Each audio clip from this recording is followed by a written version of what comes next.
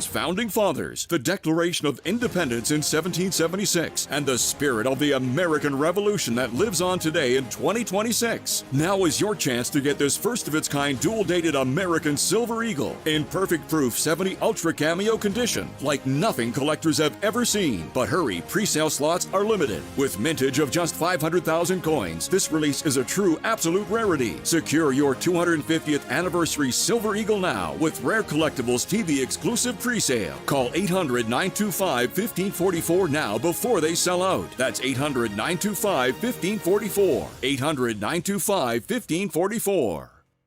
My name is Whitney Allen, and I'm a widow. My husband, Ryan, died. We never thought we'd ever have to use life insurance, but the unexpected happened. With Ethos, signing up was fast and 100% online. You can get a quote in seconds, apply in minutes, and get same-day coverage. No medical exams, and you can get up to $3 million worth of coverage. I'm grateful we were prepared. Get your free quote at ethos.com/term. That's ethos.com/term. Paid spokesperson. Time spent on application may vary. Online health questions required.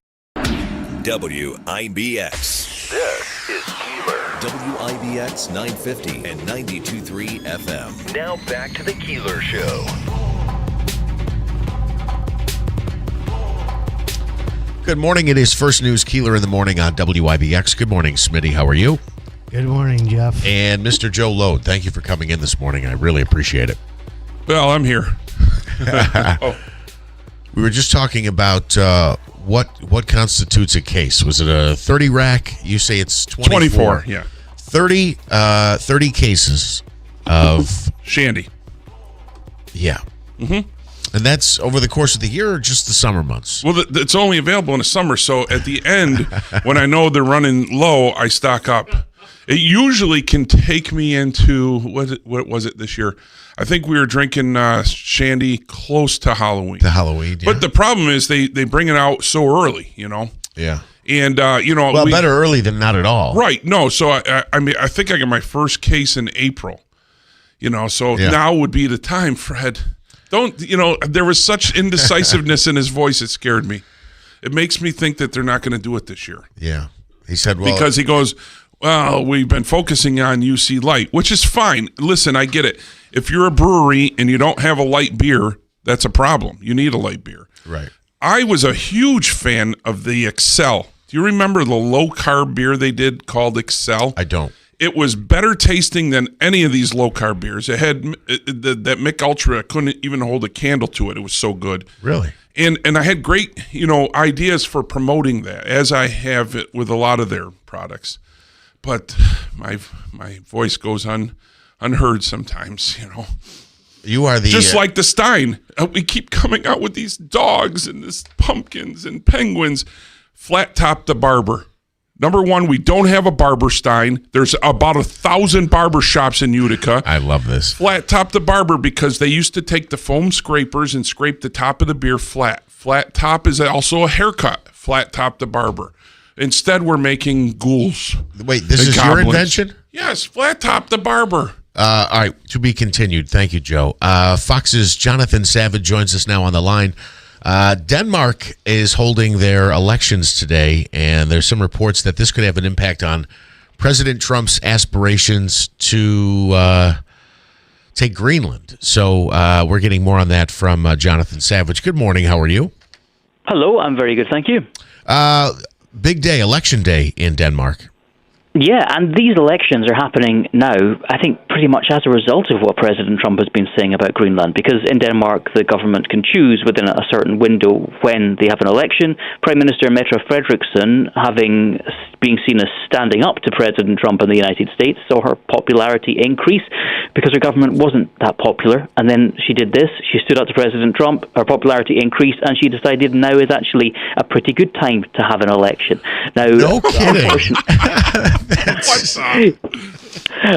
Unfortunately for her, the talk of Greenland has slipped back a little bit. I'm sure she wouldn't say it's unfortunate, of course. She's very delighted that talk of the US taking Greenland has slipped back a little bit, and it's more about technical discussions over Arctic security. But that means that Greenland has been pushed off the agenda, and her popularity has ebbed down ever so slightly. Now, it's thought that she probably will still end up being Prime Minister, but she will be weakened as a result of this, and she may have a very fragmented coalition government in charge. So I think you can expect continued resistance from Mette Frederiksen and her government, close coordination with the EU and NATO. But if she loses, you might see a centre-right government, which perhaps will be more amenable to discussions with the US, even if it will insist that there will be no transfer of sovereignty. All right. So more on the election. Does she have a certain window in which she can declare an election? And if she wins, how long does that term last until she decides to call another one? Well, no. Elections in Greenland have to be held in Denmark. Sorry, they have to be held every 4 or 5 years. So there's a term limit. But until that point, I think it's 5 years after the last election, they have to have another election at some point. Similar in a lot of European countries. Like here in the UK, the government can call an election pretty much whenever they want, up until that limit is expired, and then they have to call it. So you see in parliamentary democracies that governments will wait until their popularity is at its best or at its least worst in some cases. They might try and string it out as long as possible if they're not doing very well, but then if they suddenly get a boost, they'll go to the polls and say, hey, give us another mandate. All right. Are there term limits there?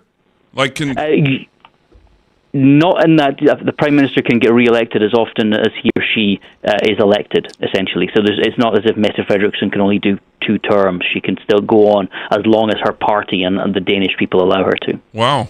Interesting. Jonathan Savage from Fox News Radio, thank you so much. Thank you. We were quizzing him more on the election rules out there than who was going to win or who was going to lose, but that is kind of an interesting... Well, it sounds like she's got the popularity run now. She should be sending some flowers or a gift basket to Trump. Well, it's dipped a bit, I guess, is what... Just a little bit, but he promoted her, basically.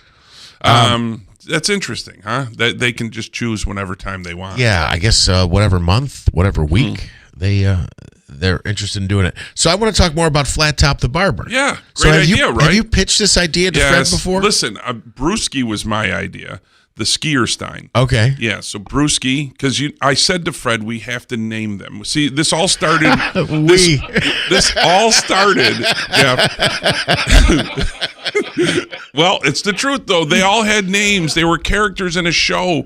You remember the comedian that was the voice of all the characters in the head a show, I can't. Every time I think of his name, it slips me. But not the Syracuse guy, right? Whatever. Not the Bobcat guy. No. No. Whatever. I'll get to it. I'll remind me because I'm on Google. a thought. And it was before he was popular as a comedian. He did the characters in the cartoonage, or the shows that they had, the claymation shows. And the best part was everybody had a name. Bubbles LeBrew. You had, Officer Suds. And we even had a football Fred. Jonathan Winters? Jonathan Winters, yes. I know it always escapes me because I think of Mork and Mindy because he was in a role there in Mork and Mindy. And I think of, Robin Williams, and all of a sudden now I can't control my thoughts, Anyway, Brewski the Skierstein. This is how it all started. It started with the Leprechaunstein. I said, Fred, we need to name him Tipsy. He goes, we can't name him Tipsy. That's, a slam towards the Irish people. I said, I'm Irish. We tip them back, Tipsy. The Irish Leprechaunstein. No, he wouldn't do it. So anyway, then we got into Hops the Frog, Barley the Bear, which came out a few years back, and Brewski, the Skierstein. And I did tell him a few years ago about, but I think he was mad at me at the time or something. I don't know, because, we had a lot going. I was upset. This was the days of the trolley debacle that I call it. In my lifetime, you had the Hindenburg, we had the Utica Club trolley, okay? When they got rid of the trolleys, it was devastating to me because I wanted one. I would have restored it. I would have taken it to car shows, parades. I would have kept the tradition alive. Instead, it's scrapped somewhere. But anyway, there was 2 of them. Okay. And so we came on the air back then to try to save the trolleys, and it didn't work. But I had mentioned to him then that Flat Top the Barber should be born. But instead, we do Black Lab, Yellow Lab, Bulldog, or whatever, ghouls, goblins, and all this other stuff that have no name and no purpose. A barber would serve the city of Utica well, because again, look at how many barber shops there are. You know, you got all the ones in New Hartford, all the ones in local Yorkville and Utica, and on corner shops and Dominicans and all these different shops. You even got, look at whatchamacallit's husband over here in New York Mills. You know, crazy. She's listening. I don't want to say that. Okay. We used to do a lot of bits together. Whatever. I'll come up with her name too. I keep forgetting. Lucida. Lucia. Lucia. Her husband is a barber on Main Street, New York Mills. Really good guy. You know, I think he fights for his life every day with her, but I love her to death. So anyway, I thought, man, we got to get back to naming the Steins. Put a little bit more into them. I mean, there was just a collectors club, Schultz and Dooley Collectors Club at the, I think it was at the Manicore this past weekend, or the main, somewhere over there. I think it was at the Manicore. But you know, these guys, they come together all the time. I would love to see Fred show up at one of them just to, you know, see what the collectors are after and the I don't know, the pride they take in Utica Club and memorabilia. You know, I mean, there's so many collectors out there. I actually was a big collector for a long time, and I got aggravated, and I started piecemealing it, and now other people enjoy it now, and that's good for them. And I just, you know. Well, Joe, I love your ideas on this. It's very cool. Well, you know, I try. I mean, I did go to college, you know, to be an art teacher, and I think of things all the time, and I have great ideas. I didn't know that about you. Yeah, I got a Bachelor of Science in Art Education. Couldn't get a job in New York because, you know, they were cutting art and music at the time. Yeah. You would see billboards that would say, "Is that the excuse they gave you?" Yeah. When they told you they didn't want you. Yeah. I'm just kidding. And I even went to my own alma mater. Couldn't get a job there. Terrible. I didn't know that about you. Yeah. Okay. So then I ended up working in a machine shop in Cedarville. And that was Firmer Precision. I'll give you the whole tour here. Firmer Precision. We built the Model 700 muzzle loaders for Remington. We did parts for New York Air Brake and New Venture Gear at the time that was in Syracuse for Chrysler. And I was in quality control, and I would check parts and stuff. And we built the Model 700 muzzle loaders. Morgan Shepard got number 75 serial number that year because he drove the 75 Remington car, and I got number 16, 54 caliber stainless, 209 primer. She's a good one. Yeah, I'm sure. But, and then that's when I got a call. I get a call from actually Brian Keeler, and he says, you know, my brother's coming back to town, and he wants you to be on the radio. And I go, no kidding. What do I got to do? He goes, well, they make fun of you a lot. I'm like, sounds like a great job. And that's how it was born, really. I mean, all I was doing was Joe Load with hair? Yeah, I had hair back then. I had big hair, like Elvis in high school. I used to comb it up, like, you know. Very cool. Yeah. It was, wow. Yeah, and that's how it started. I mean, those were the days. He came back from Providence. He was out there and came to Rock 107. I still got a Rock 107 pen, Davey. Maybe a bumper sticker, too. Sorry, distracted by comments here. Sorry, nostalgia. Yeah, no, that's everybody loves nostalgia. You know, it's funny because I was just talking to Justin Smithson the other day because he was on the air when you had the mayor on, and now he's the mayor. And I remember the day we had them on the front lawn at the Rock 107 studio on Kellogg Road, and Showtime at 14 and 15 years old played River of Dreams because that was the song I wanted to hear, River of Dreams, and Jose was in the band, and they were on the front lawn, you know, playing music.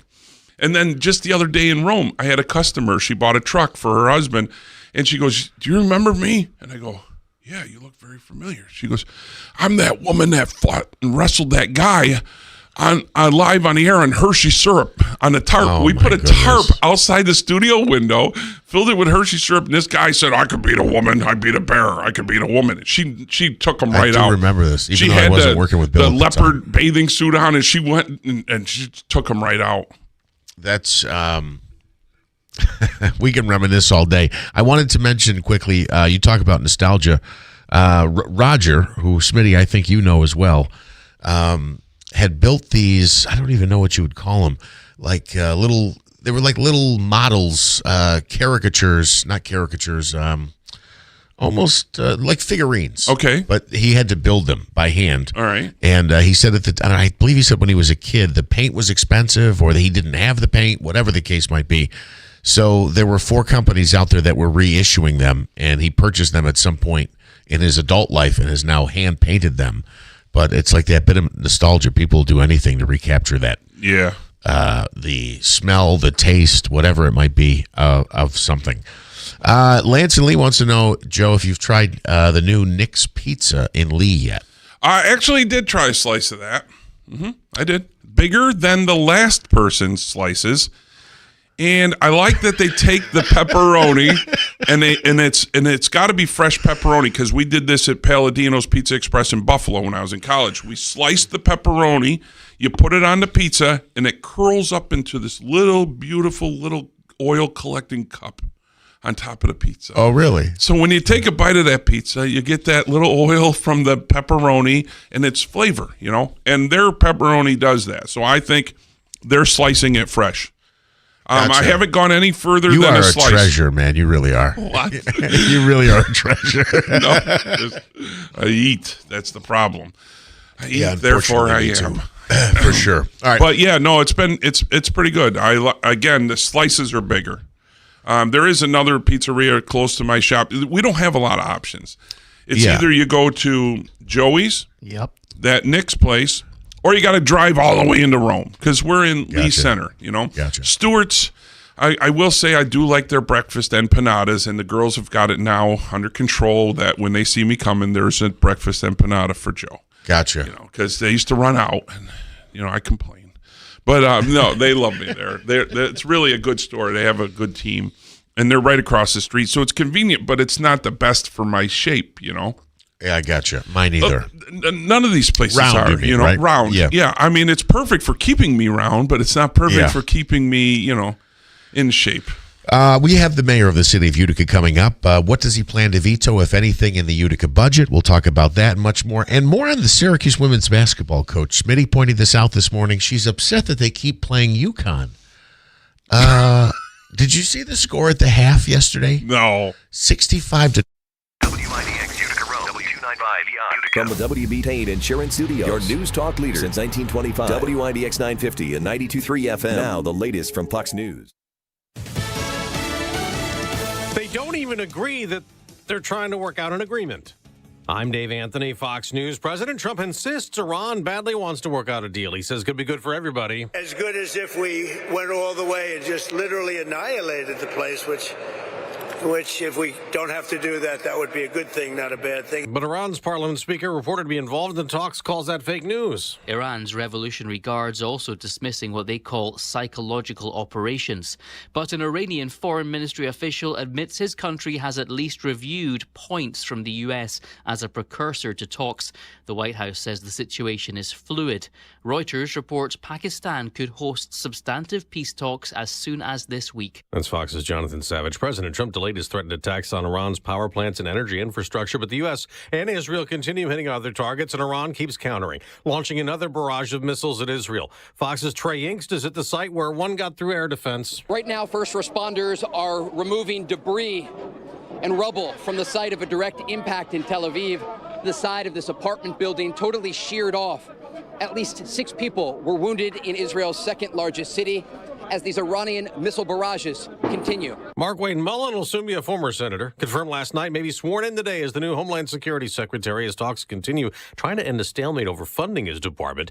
TSA agents have worked without pay for more than a month, and more aren't showing up, leading to hours-long airport security lines. So Fox's Madeline Rivera reports. ICE agents have been spotted at major airports. Border Czar Tom Homan says they're prioritizing airports where the wait times are the longest, like in Atlanta, Houston, New Orleans, and New York City. That's where investigators continue looking into Sunday night's crash at LaGuardia Airport. National Transportation Safety Board Director Jennifer Homendy just told Fox. They have a lot of questions for air traffic control. An Air Canada Express flight collided with a fire truck right after landing, killing both pilots. America's listening to Fox News.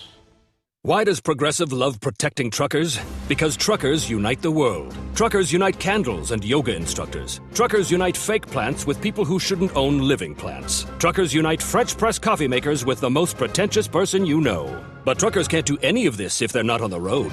That's why Progressive now offers truckers even more protection on cargo with its enhanced Cargo Plus coverage. Get a quote in as little as 8 minutes at progressivecommercial.com. Progressive Casualty Insurance Company and Affiliates. Coverage subject to policy terms, limits, and conditions. Not available in California. The Tunnel to Towers Foundation honors America's heroes and their families, heroes like Scott Abrams. Now, for more than 3 decades, Scott served his community and country while he was on his NYPD motorcycle escorting a funeral procession. Scott was hit by a bus, leaving him partially paralyzed. Tunnel to Towers was able to honor Scott with a mortgage-free smart home. Please join us supporting the Tunnel to Towers Foundation. If you can donate $11 a month, go to their website, the letter T, the number 2, the letter T.org.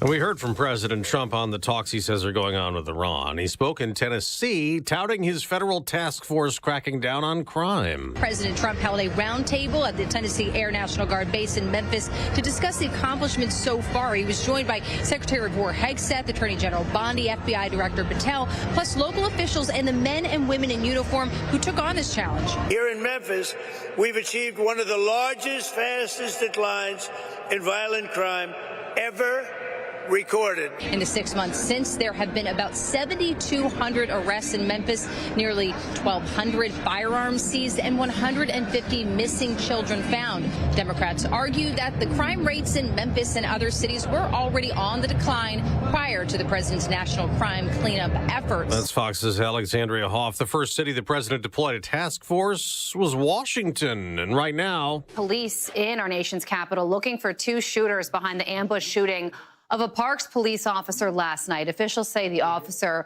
was undercover in a Tesla investigating an earlier incident when 2 men opened fire. Fox's Carly Shimkus. That officer drove himself to a hospital. His injuries reported to be not life-threatening. There was a big boom in Texas. No one's reported to have been hurt in the explosion at the Valero refinery in Port Arthur, Texas. People miles away said their homes shook. A shelter-in-place order was announced for the west side of the city. The air is being monitored and schools are closed. Road closures meant kids attending after-school activities in the Sabine Pass neighborhood on a peninsula couldn't get home to other parts of the city.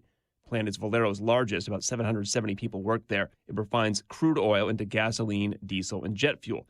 The fire is believed to have been started by an industrial heating unit used in the process. Chris Foster, Fox News. Oil prices up about 2% the day after big drops on hopes of a deal to end the U.S.-Iran conflict. It also led to big stock market gains, but this morning futures are down modestly. I'm Dave Anthony, and this is Fox News.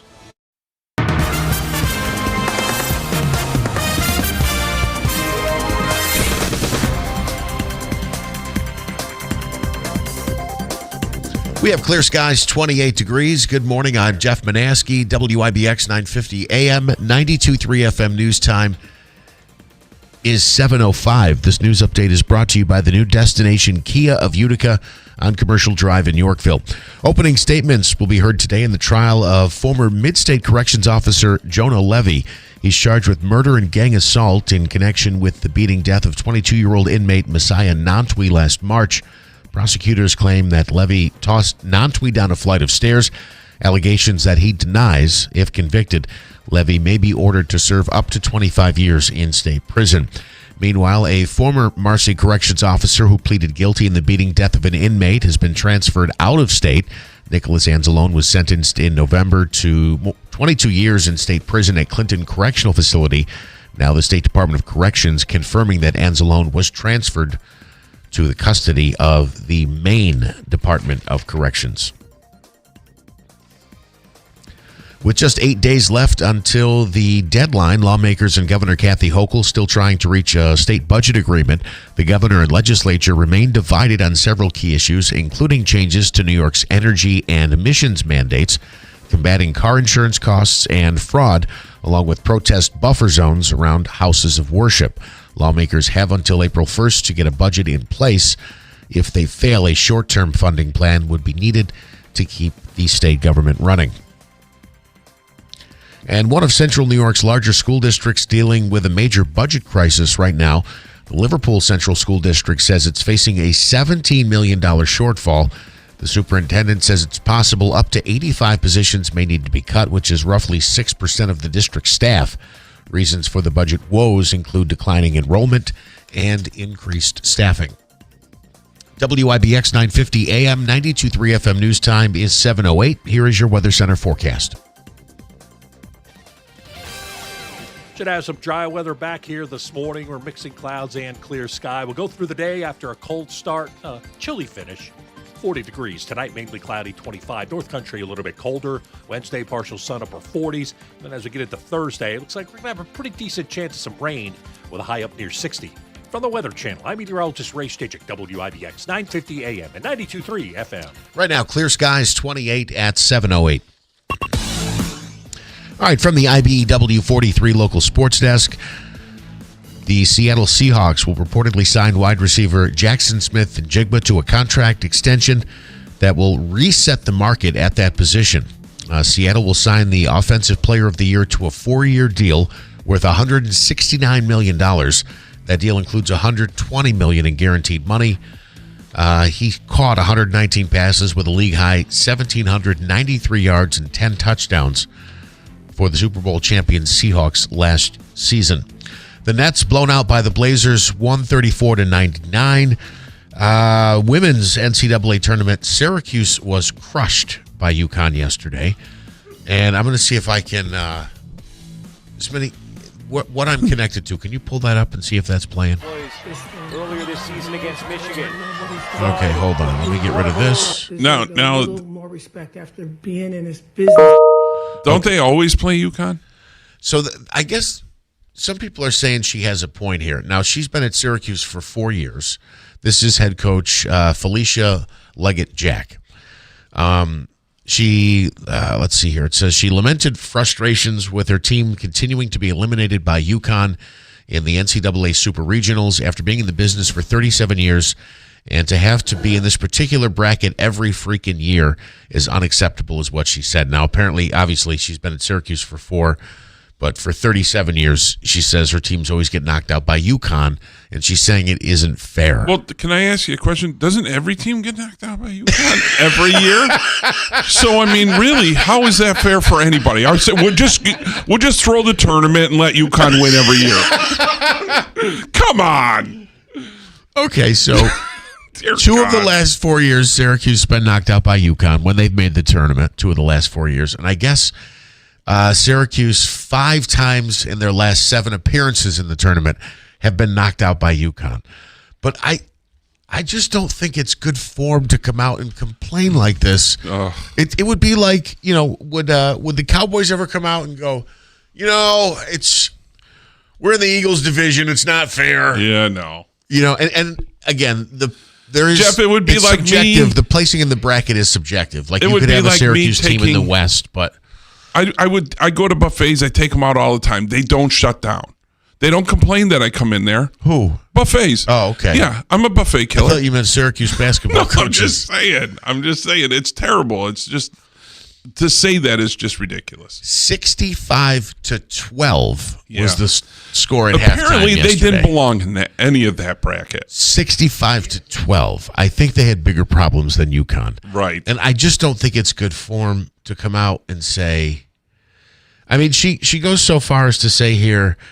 Okay, for us to do what we've done, to continuously have to come to UConn in every single school that I go to, from Buffalo to, it's unfair to the young people, she tells reporters. Quote, I don't know what it is. Somebody said, is there something they might have against me? If that's the case, then we need to communicate about that. Really? So she thinks it's personal. Yeah.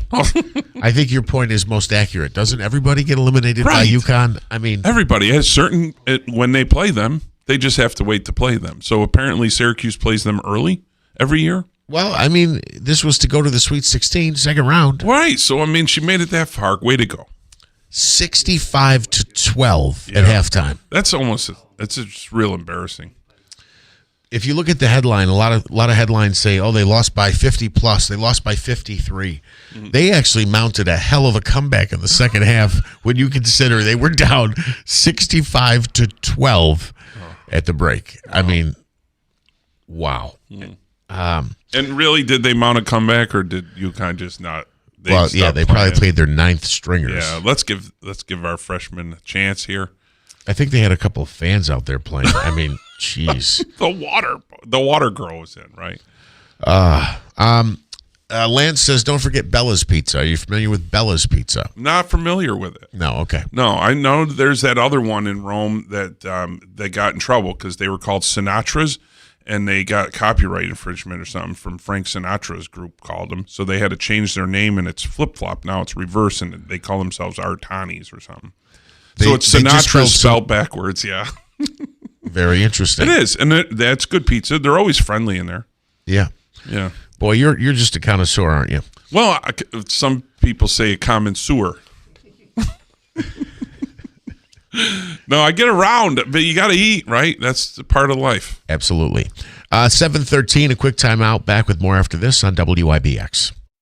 If you're nearing retirement, stop what you're doing and listen, because what's unfolding right now could hit your 401k or IRA harder than anything we've seen in years. Military escalation across the Middle East, a tariff war spilling into the courts, the U.S. dollar facing pressure that historically signals one thing: a flight to safety. Smart money has been moving into gold and silver, and it's not slowing down. Call Advantage Gold right now at 800-900-8000 and get your free gold investment kit, plus a free copy of economist Ken Rogoff's eye-opening book, Our Dollar, Your Problem. Thousands of Americans have already rolled over a portion of their retirement savings into physical gold and silver, completely tax and penalty-free through Advantage Gold. The next news cycle won't wait for you. Get into position now. Call Advantage Gold at 800-900-8000. Results vary. Consult your financial advisor before investing. Call Advantage Gold at 800-900-8000. That's 800-900-8000. The smartest self-defense decision isn't made in the moment. It's made before danger ever appears. Because when you pull a firearm trigger, you're not just stopping a threat. You may be starting a chain of legal, financial, and emotional consequences that can follow you for years. That's why more responsible Americans are choosing to lead with less lethal force. Byrna less lethal launchers fire tear gas and kinetic rounds designed to stop an attacker for up to 40 minutes, giving you time to escape, create distance, and get help without using deadly force. It's a smarter first response. Your college-age kids can carry it. Your spouse can use it. Even aging parents can handle it confidently. Byrna's best-selling compact launcher is sleek, slim, and incredibly powerful, built for discreet everyday carry. Byrna is proudly hand-assembled in Fort Wayne, Indiana. More than 750,000 have been sold worldwide, making Byrna a trusted leader in personal safety. And it's legal in all 50 states. No background checks. Ships directly to your door. Protect yourself. Protect your future. Start with less lethal. Visit Byrna.com today and find the right launcher for your family. That's BYRNA.com.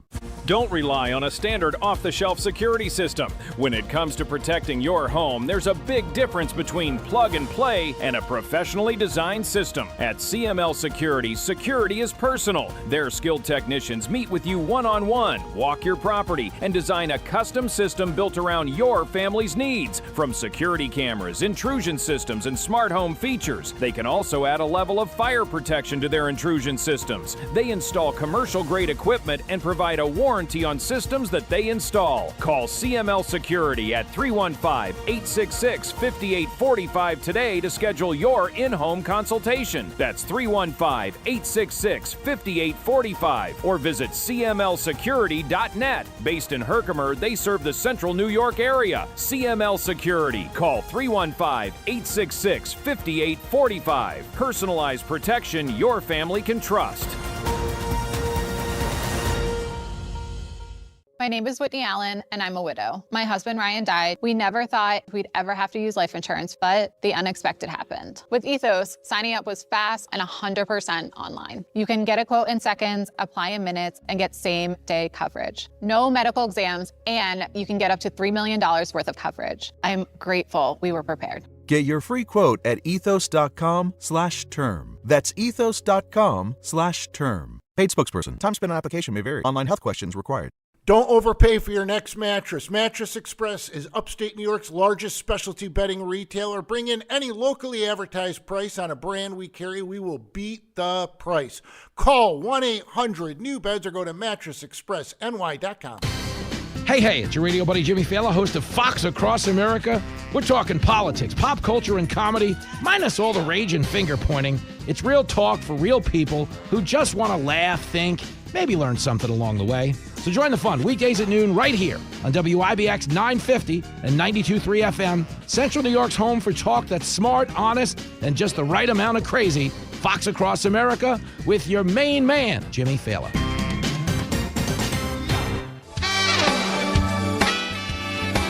Hello, everyone in Central New York. This is Dave Letterman, your old TV pal. Remember me?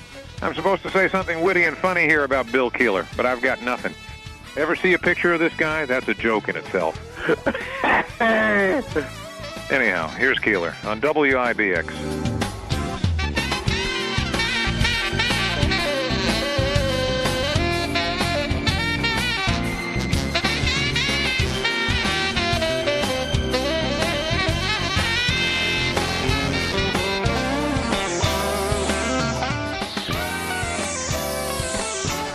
7:18, First News Keeler in the morning on WIBX. We talked earlier this week, as a matter of fact, I think it was yesterday, with councilperson Colosimo Testa about potholes briefly. And again, I'm not picking on the city of Utica. It's true in Rome and Westmoreland and every place else.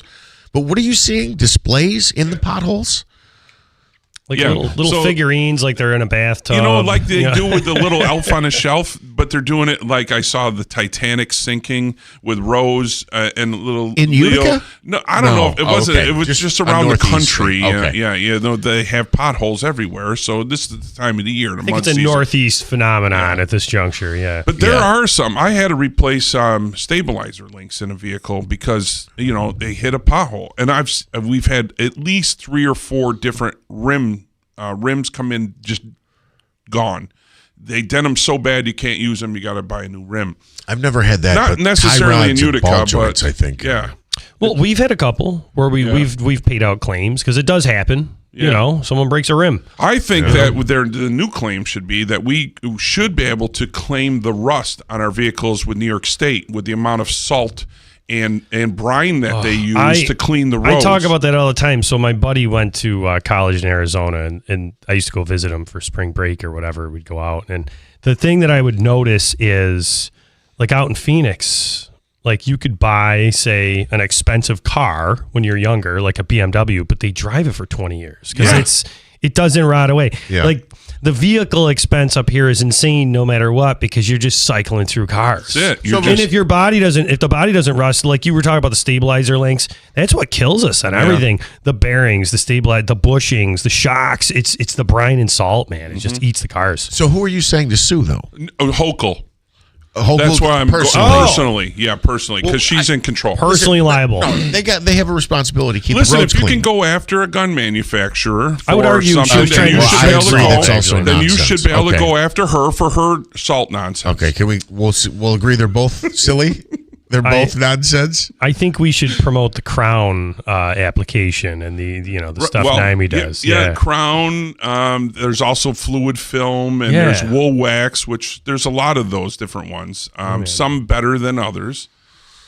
But if you get a new vehicle and you think you're going to keep it more than 3 years, then you should do that. Yeah. If you think I'm going to drive it for 3 years or keep it within warranty and trade out, which I almost think is a smart thing. I wouldn't buy a brand new vehicle.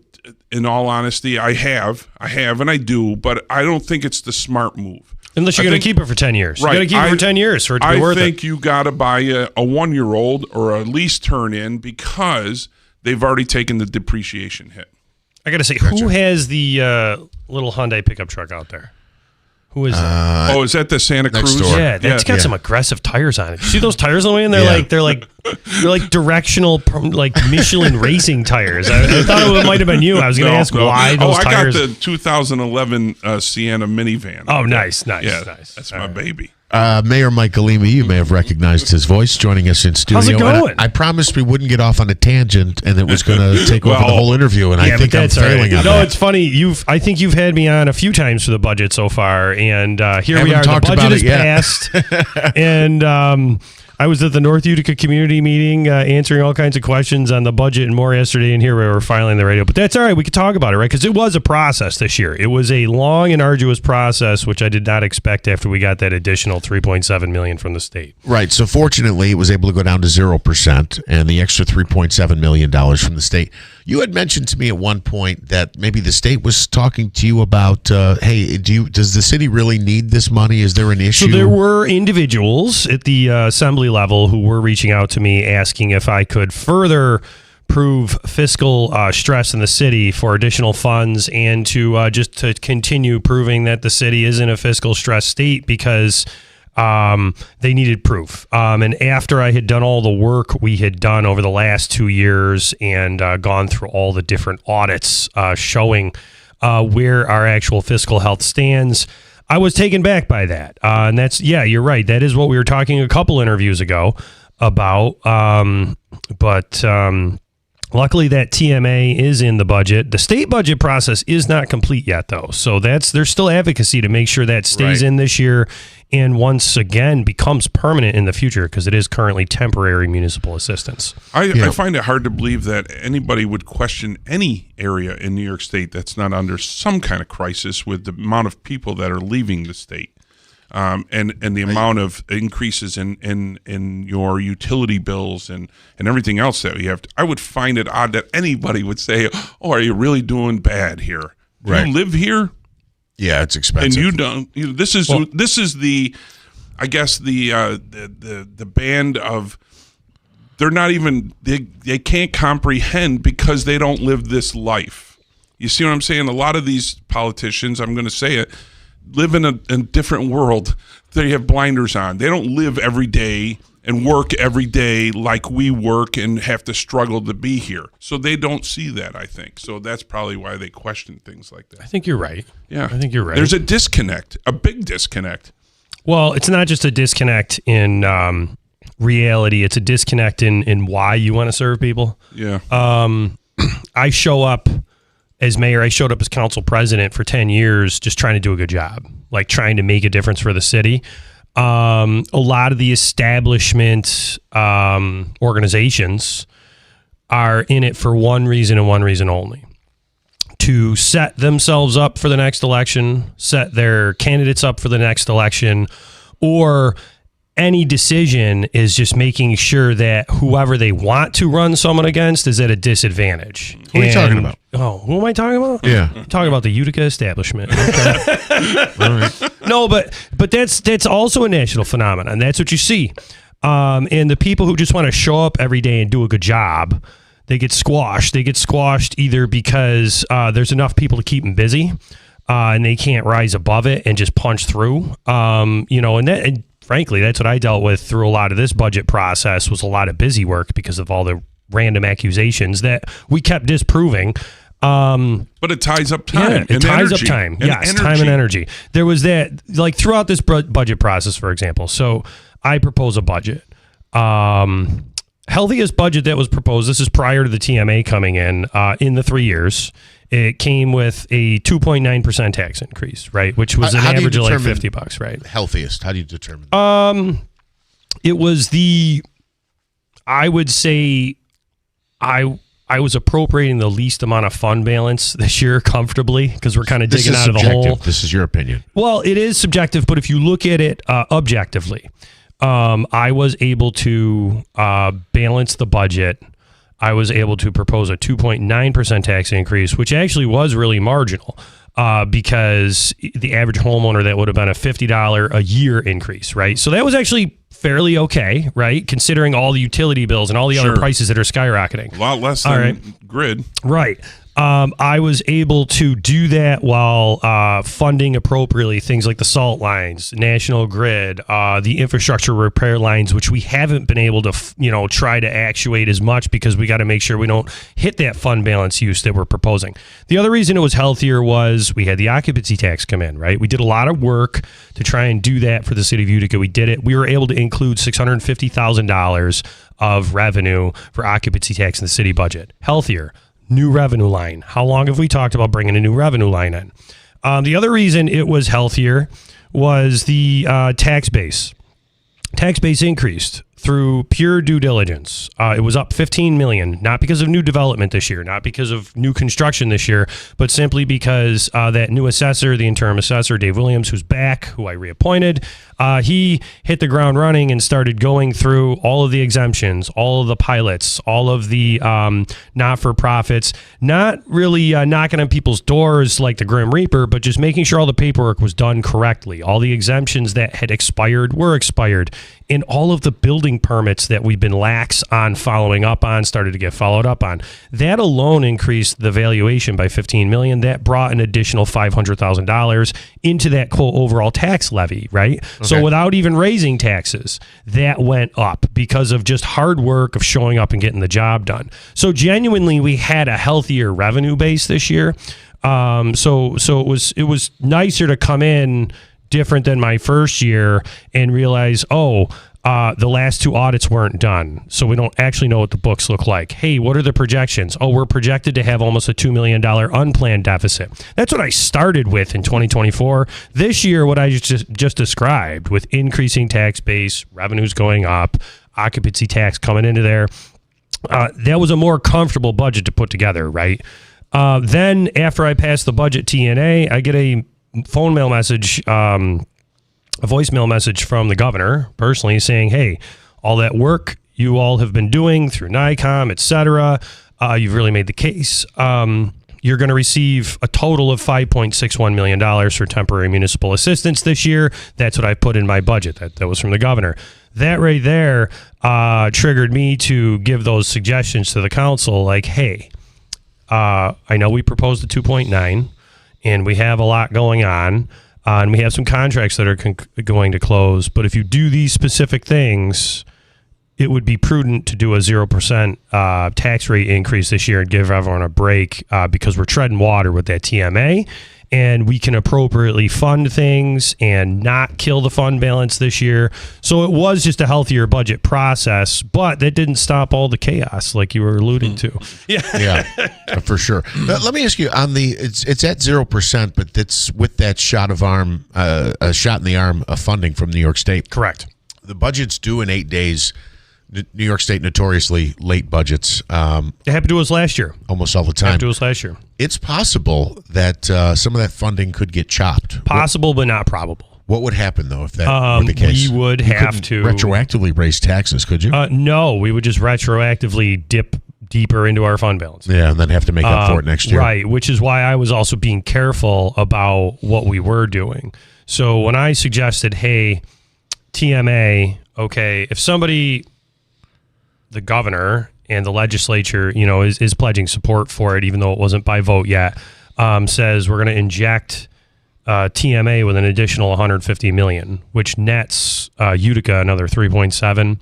My suggestions were, yes, bring the tax rate down to a 0% increase because that will reduce revenues only by around 1.1 million. Okay, so we got 3.7 extra, 1.1. Then I said, okay, let's just take literally just about 110 grand and put it in some parks repairs because we're rebuilding 4 parks already this year and that's already fully funded. I figured out how to do that in West Utica through CDBG dollars. But in North Utica, we need some repairs on parks. It's not a CDBG district. So let's at least just pump up those repair lines a little bit. 100 grand. It was like a drop in the bucket, but it's going to make a world of difference, right? The next suggestion I had was drastically reduce the fund balance draws. And then whatever's left over out of that kind of 3.7, put it in contingency. Put the whole rest of the money in contingency because we have contracts that are most likely going to settle this year. CSEA, which ended up settling after I said all this to them. That's going to cost us roughly $600,000 in the budget. And then police and fire will most likely settle. And even at modest raises that you would receive through an arbitration agreement, which are very much lower than normally if you do an agreement, which I'm still striving towards, we're probably going to need between 1.8, 2 million extra. That 1.8 to 2 million for police and fire isn't in this budget, which is why I was saying, hey, let's make sure that's in contingency. That's not necessarily what shook out totally. They kind of split the difference on it. They wanted to go a little different path. So that's where we are. All right. You have until what, tomorrow to put in veto? No, I had till last night, actually. Oh, they had to be submitted by last night. Yes. So it's 4 days. There was some confusion on that, but I went with my interpretation, which is the 4 days from the Thursday, which would have been Friday, Saturday, Sunday, Monday. It is different with the budget process. You include some of the other days. If you're just passing regular ordinances, if you go into like second class cities law or our charter, it says like not including Sunday, or it might say business days. The budget process is a little different. I'm trying to download these here because you've sent them over. I see one. Why does this keep... Your battery's dying, man. It's rough. Yeah, it is. I don't know what's going on with this device. Man, town's great. You got to get some new laptops up in here. That thing's pretty thick. Actually, this is a personal collection. I thought you had one on top of the other. Yeah. That's no error or light. I think it says Tandy. Does it say Tandy on it? It's the second version of the Commodore 64. Oh, it's a Commodore 128, I think. It was the upgraded model. Anything else, guys? My God. No? Okay. Yeah, we're good. All right. $75,000 in infrastructure. It's under the account title repairs is the one that I have. Right. So in general, I'll just summarize. So I did veto a set of amendments. Now, I don't anticipate necessarily that they'll be upheld, but effectively what the council did try to do through the budget process was create this additional, on top of the $6.4 million of paving that I presented to them before this, an additional $1 million.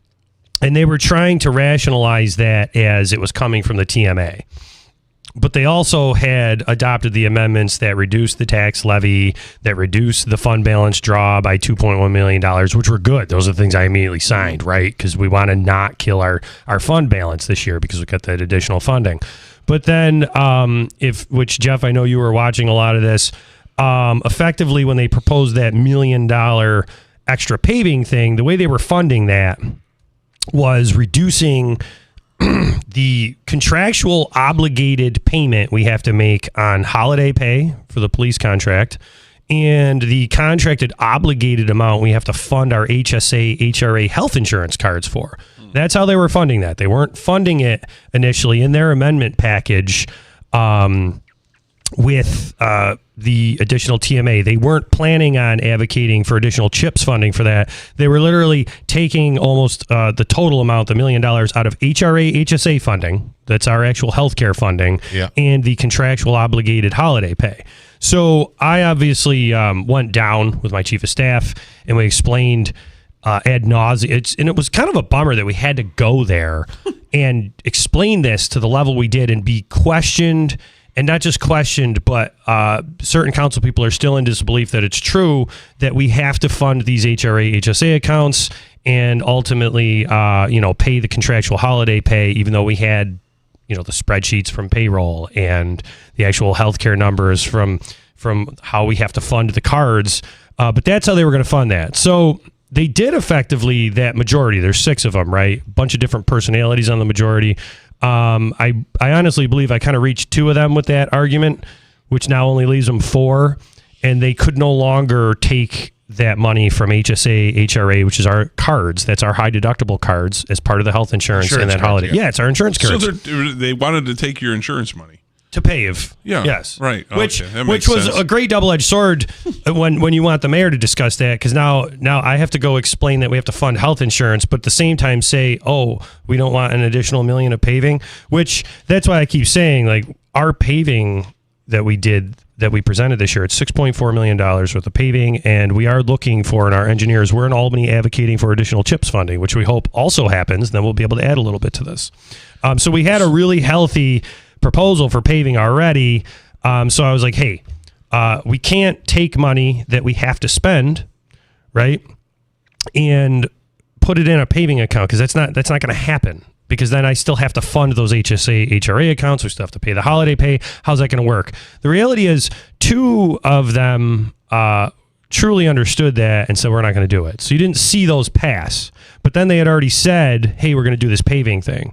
So they chopped that down to $500,000. Right. But then you'll also see, where did they get the money for now? They reduced infrastructure, repairs by $75,000. They reduced the street lighting capital outlay by $30,000. So now they said, okay, we said we were going to do this. We no longer have the funding for it. So now let's go and take a bunch of money out of other absolutely necessary repair lines. The infrastructure repairs, to note, and I explained this to them as well. I said, if you take that money, you're taking the money that repairs, say, catch basins before we pave. So you're actually taking money from the necessary paving program repairs and trying to put it in a different account for paving repairs. So I did, listen, I vetoed those. I don't expect them to carry, but if you go through my veto messages, I put so much detailed information in those because I don't just veto something and walk away from it. Every single thing I explain in painstaking detail, why and what it will be, and why that can't be done. Some of the rationales, it's numbers. We go through this every year. The Common Council says we could cut this. And I say you can't, because there's work that's going to start in March that isn't encumbered yet. And the infrastructure line was a perfect example of that. They were like, we can cut it. You didn't spend the money yet. I said, there is work that has been planned all winter that we still haven't put through contract and supply, which will happen in March, which is going to be almost timed with this. And it happened. They're trying to cut one of those lines because it was not spent. And guess what? It's going to be spent down to zero in this budget year. It's just we need to have people work a little bit more with the administration on the fact that stuff is true, and I'm not just making it up. So we've got a couple of minutes left. I wanted to ask you about the situation with the Utica Police Department, your appointment of Deputy Chief. Like a break, and then we'll talk about it Jim now. Holt. No, we can. All right, let's get into it now if we could. Wicked. What is your response to the police union? What was the process that you followed in selecting a new deputy? Those are two different questions. Yes, okay. The process I followed was very rigorous. Canvassing, interviewing. Only 2 candidates got interviewed? Only 2 candidates, and I'll explain that process, even though I don't have to answer to what the union is critiquing me on at all, and I'm not going to. I did not want to promote her on rank. Okay, so I'm not promoting a lieutenant to deputy chief, period. Right. Lieutenants took that test for good reason, because the state has a very long cycle on those tests. Some of those lieutenants who took that test in February might be captains who are looking at being promoted, so they might need to be on that. The other 2 candidates that could have potentially been interviewed, I promoted them to captain for good reason, but I just recently promoted them to captain. So I interviewed the 2 most senior captains and made my decision, and that's a decision I'm standing by, because Provisional Deputy Chief Holt is absolutely the person that I want to see in that spot, assisting with the rest of the command staff from sergeant all the way up to chief as part of that organization. I like Holty. Good dude from the Valley. Do you typically consult with the union when you're promoting somebody or for filling a position like this? Typically, no. And in general, did you this time? Was Harrington involved in or lobbying for a candidate? He was lobbying. Yes, 100%. How so? He has been. Like in meetings, emails, comments, text messages, etc. He definitely was lobbying. Now I have to say, is that typical? I mean, I know you've been only mayor for 2 years and change, but. Nothing in government to me I can label as typical. Okay, I'm just going to put it that way. All right. I take everything in stride, and while his lobbying was not exactly polite, it is what it is, but that's not what I made the decision based on. I based it on working with the police department as mayor for 2 years, being a community member and someone who was elected mayor. I grew up here. I was council president for 8 years. We also had a lot of police activity over my first term. And I have also worked very well with Deputy Chief Noonan, prior Deputy Chief Noonan, and Chief Williams. And this isn't a decision that just came out of nowhere. I knew at some point I was going to have to make these decisions. Yeah. And we had 2 very qualified candidates, 2 very good interviews, and I chose the one that I felt was the best fit, and I'm sticking with it. I believe Holt was previously he headed up SWAT, and I know he takes the lead on a lot of city events. So he was like the captain of the Uniform Patrol Division. So Captain Holt, when he was the captain, obviously he was, like you said, SWAT. So, for example, he was very integral in that Singertown Mall shooting. He also was the liaison to the Utica schools through the Uniform Division. Incidentally, he was the person who penned through all of our collaboration. He was the one that put pen to paper for that immigration policy that we relied on through all these ICE rumors. And it worked really well, actually. We were able to make sure every single report was vetted and the community could understand that ICE wasn't here. If they were here, we knew exactly why. And we did that so proactively, long before any of that stuff in the Midwest was going on. This is last year. He's been very involved, and he should be resting on that. Now, everyone does need to remember, though, this was a provisional appointment. Right. I was going to ask, so when do you expect to get results back on the tests from anywhere civil between service? 2 and 4 months. The test was given February 28th, and that was a decision I had to make. I sat with Chief Williams, and he said, I have some things. He's out right now. He's going to be coming back in. So he has a little bit of a leave of absence right now, which I expect him to be back in about a week or 2. One, he did not want to run the police department without a deputy chief for up to 4 months. I didn't think it was prudent to run the department for up to 4 months without a deputy chief. So while there is a small amount of risk involved because we don't have those test results, I made the provisional appointment now. And that's why we're also being very professional about this. And I will always be professional about all these things. But I appreciate everyone outside the scope of what's going on with the union president, how they're handling this, because I fully expect Deputy Chief Holt to be made permanent, right? But there is a world where that might not be the case. And everyone understood that going in. And right now, we're operating with Deputy Chief Holt, and it's going well right now. All right, Utica Mayor Michael Galimi, thank you so much. All right. Appreciate you explaining some of this stuff. Oh, you know what I wanted to throw out there?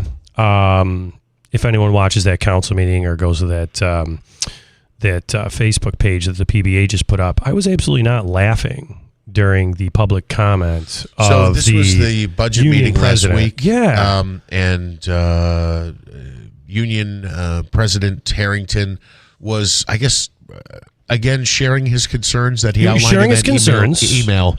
But he took it upon himself to... At some point on the video, you can see him stop and go, this isn't funny. And he said something about stop laughing. Yeah, it was all directed at me, and I thought it was ridiculous because I was sitting there with my chief of staff staring at him, listening to him. And at one point when the disparaging got so ridiculous, I did turn around and look at my chief of staff for a moment and the rest of the table to make sure everyone was cool because it got pretty ridiculous. And the chair of the meeting wasn't reining any of that in within the rules of order. And then for a sworn police officer to do that almost like performance art and make up something that wasn't going on in the room really bothered me. I don't care if he was presenting himself as the union president at that moment. That genuinely bothered me. And I was taken back by it because none of that happened. And you had constituents in that front row who were surprised. They were like, you didn't even barely react to what was going on. You just sat there like when you used to be council president listening to public comment. And it was completely ridiculous. And I wanted to take time to call him out on it because it's inappropriate. It's disgraceful. And the union doesn't run the police department. The union deals with labor relations and the contract. You want to give me your opinion, that's fine. But to go to great lengths like just blatantly lie about what's going on in front of you, disgusting. Mayor Mike Galimi, a lot to say on that issue. It's nothing to laugh about, even if someone wants to crack a nervous smile because it was so ridiculous. I don't think we've heard the end of this. Mayor Mike Galimi, thank you so much. Have a great day. You too. Thank you. We have a candidate for Congress in New York's 22nd Congressional District. Kaylee, am I saying Buller? Is it correct? We're going to take a quick time out, though. Smitty's pointing at me. We got to take a quick break. 2 minutes. We're back after this on WIBX. Hurt in a car? Call William Mattar. 315-444-4444. Don't rely on a standard off-the-shelf security system. When it comes to protecting your home, there's a big difference between plug and play and a professionally designed system. At CML Security, security is personal. Their skilled technicians meet with you one-on-one, walk your property, and design a custom system built around your family's needs. From security cameras, intrusion systems, and smart home features, they can also add a level of fire protection to their intrusion systems. They install commercial-grade equipment and provide a warranty on systems that they install. Call CML Security at 315-866-5845 today to schedule your in-home consultation. That's 315-866-5845 or visit cmlsecurity.net. Based in Herkimer, they serve the central New York area. CML Security. Call 315-866-5845. Personalized protection your family can trust.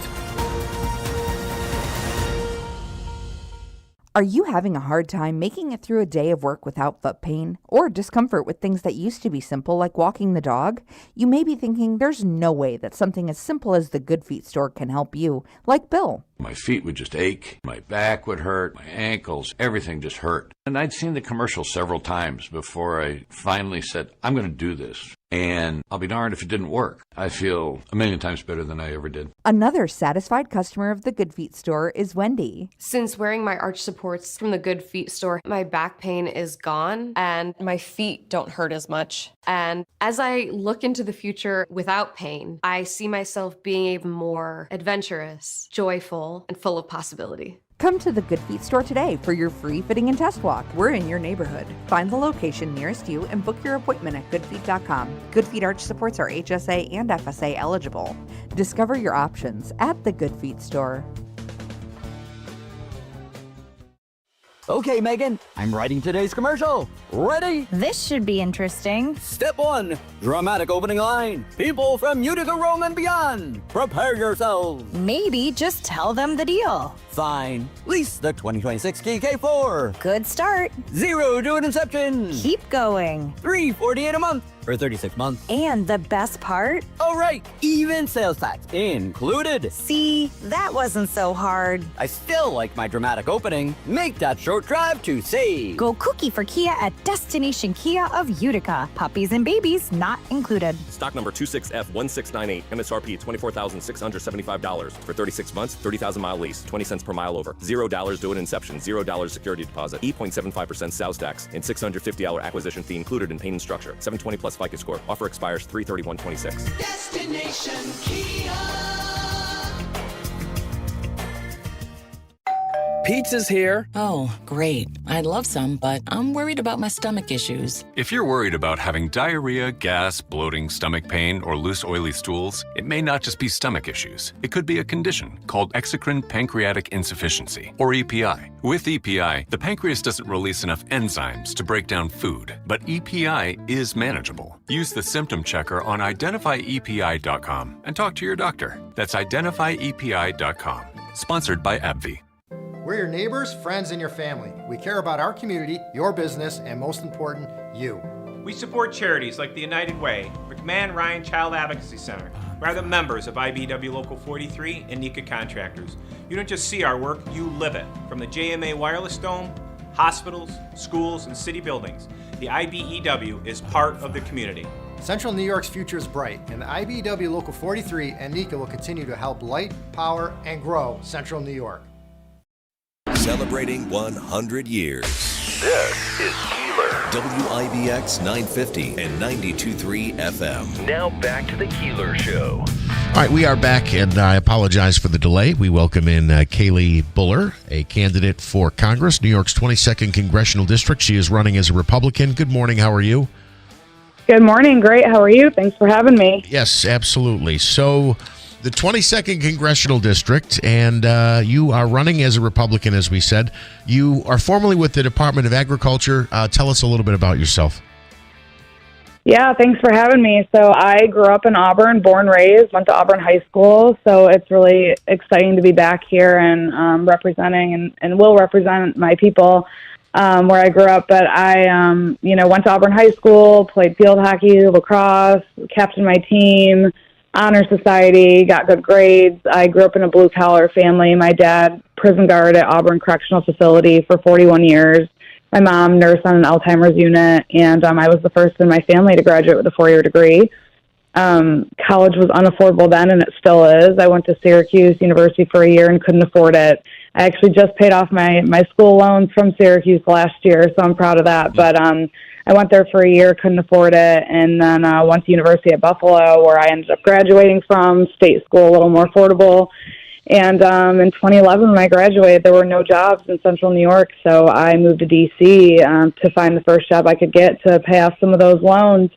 And I've spent over a decade in D.C.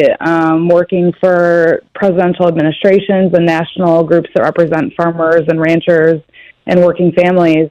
And so I work at Department of Agriculture. I was essentially the number 2 there, the chief of staff to the secretary. And I resigned that a couple weeks ago to run for the seat. Every time I would come back to the district, I'd be sad to see it, eroding more and more, people being taxed higher, less jobs. And so when I saw John Mannion was running unopposed, I was like, we can do better. Central New York can do better. So I jumped in the race and announced on the 5th of March, and here we are. Yeah, so let me ask, there's possibly another Republican, if he stays in the race, David Hollenbeck. What are the issues that you think are at the forefront why people would switch this seat from Democrat to Republican? So it's my understanding he's dropped out. So where we are right now is I'm looking to be the only person in the Republican primary. As you know, petitions are ongoing right now, so I really thank all my folks who are out there collecting petitions to get me on the ballot. I didn't realize he had hopped out of the race. Yeah, no worries. So as of right now, it's looking like just me. But that being said, this seat has obviously gone back and forth between Democrat and Republican a number of times. But this district, though there are more registered Democrats, there are a lot more and increasingly so unaffiliated voters. And I believe that, given my background, I'm 37. I'm a working mom of 3. I have a 5-year-old, a 3-year-old, a 2-year-old, and I left this place because there weren't enough jobs. And I want to come back and do the right thing and use the skills that I've acquired in D.C. and be the best representative this district has ever seen.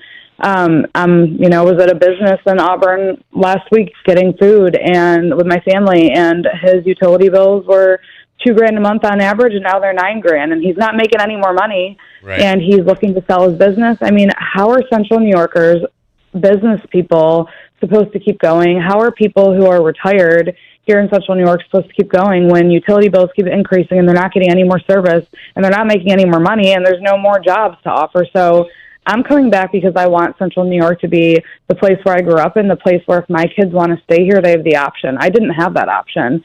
And if New York keeps going on the trajectory that we're on, I mean, there will be nothing left. So I feel really passionate about that. Let me ask you, though, it's funny, not funny, but the national grid point and the escalating bills. I mean, we were talking about that a bit earlier this morning. That's not something that you can change or control, though, as a member of Congress.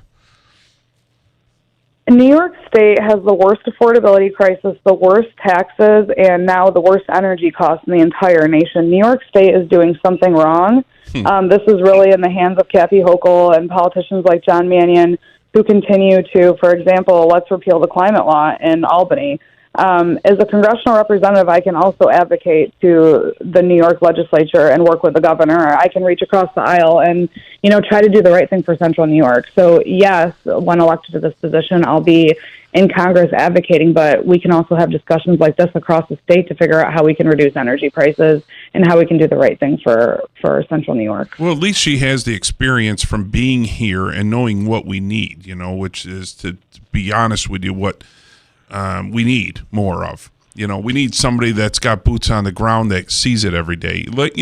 You talk about these utility bills. I mean, a local business right up here in Forceport, the Wigwam, all right, their electric bill was over $3,000. How do you run a business and try to pay your employees with this going on, and this is only the second increase. We have one more. This next one could be the knockout blow to New Yorkers. My understanding is it's a 3-year phased-in increase, and year one this year was a 35% hike, but I believe there's a 50% hike coming in year 3. Well, then there's a war coming, and it's maybe that's the case. We need to rise up. Well, in 2023, I mean, New York State lost $10 billion in taxpayer revenue. 500,000 people fled the state of New York, and this was before these horrific policies were starting to be implemented. I mean, everywhere I go, folks are like, we don't want to stay in New York anymore. This is just it's unattainable. We can't even handle it. I mean, folks they want change, and New York is at a crossroads right now where if folks like myself don't jump in, there may be no turning back. So that's part of why I feel very passionate about doing this. All right. It says here you describe yourself as a food and economic policy advocate. What is a food advocate? So I've spent over the last decade working for the food and agriculture industry, and so I've worked for the independent grocery industry, I've worked for the snack food industry, and I've worked for farmers and ranchers in different roles that I've held. And so I understand the supply chain very well. And on a food advocate side, I mean, I was very instrumental in making sure that in the campaign that was recently announced by USDA and HHS, that our residents are eating real food. You may have seen the food pyramid. I had a big hand in that.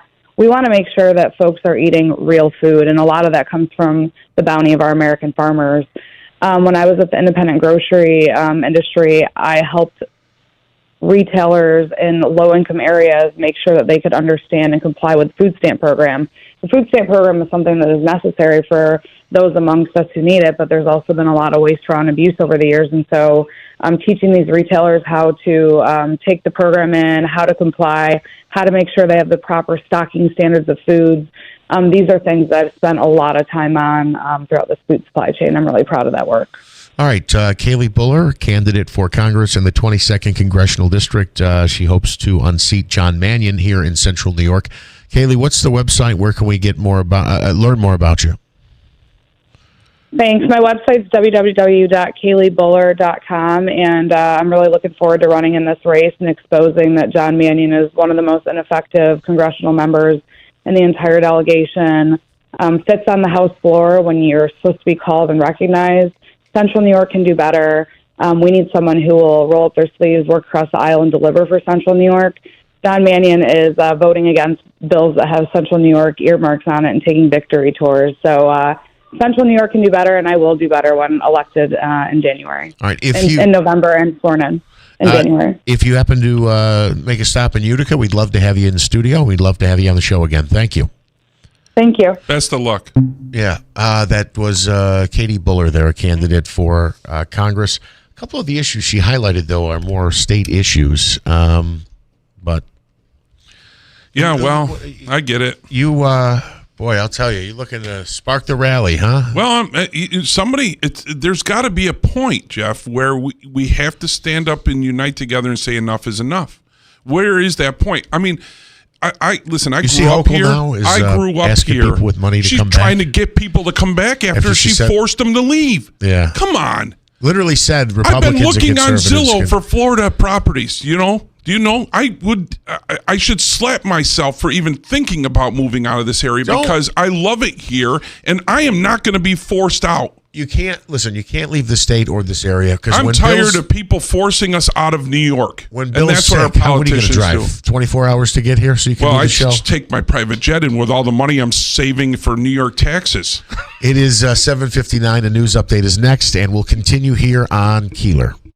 WIBX Utica Road, W295 Utica. From the WB Payne Insurance Studios, your news talk leader since 1925. WIBX 950 and 92.3 FM. Now the latest from Fox News. Can they talk their way out of the conflict? I'm Dave Anthony, Fox News. President Trump, time and time again, has tried to give the Iranians an off-ramp, even before this war began.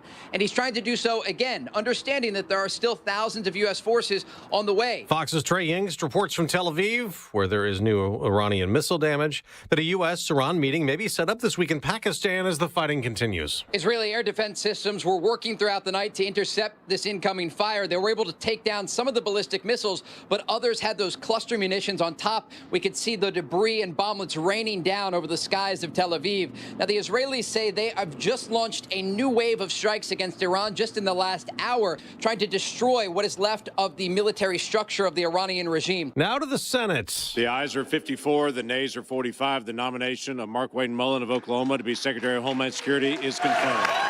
And Mullen will be sworn in today, but his department remains mostly unfunded for more than a month, leading to longer and longer airport security lines as more unpaid TSA agents skip work. And Fox's Mike Emanuel reports from the White House there is a funding compromise being discussed as Democrats keep demanding immigration enforcement reforms. Among the ideas proposed by the White House, expansion of the use of body cameras, new limits on enforcement operations in sensitive places such as hospitals and schools, additional Homeland Security oversight in the form of mandatory Inspector General audits. Officers will visibly wear ID and say their names if asked, and adherence to laws against the deportation or detention of U.S. citizens. Police in Washington, D.C. are looking for two suspects in the ambush shooting of a park police officer last night. The officer was undercover in a Tesla investigating an earlier incident when two men opened fire. The officer drove himself away from the scene and was treated at the hospital for non-life-threatening injuries. That's Fox's Carly Shimkus. America's listening to Fox News. Why does Progressive love protecting truckers? Because truckers unite the world. Truckers unite candles and yoga instructors. Truckers unite fake plants with people who shouldn't own living plants. Truckers unite French press coffee makers with the most pretentious person you know. But truckers can't do any of this if they're not on the road. That's why Progressive now offers truckers even more protection on cargo with its enhanced Cargo Plus coverage. Get a quote in as little as 8 minutes at ProgressiveCommercial.com.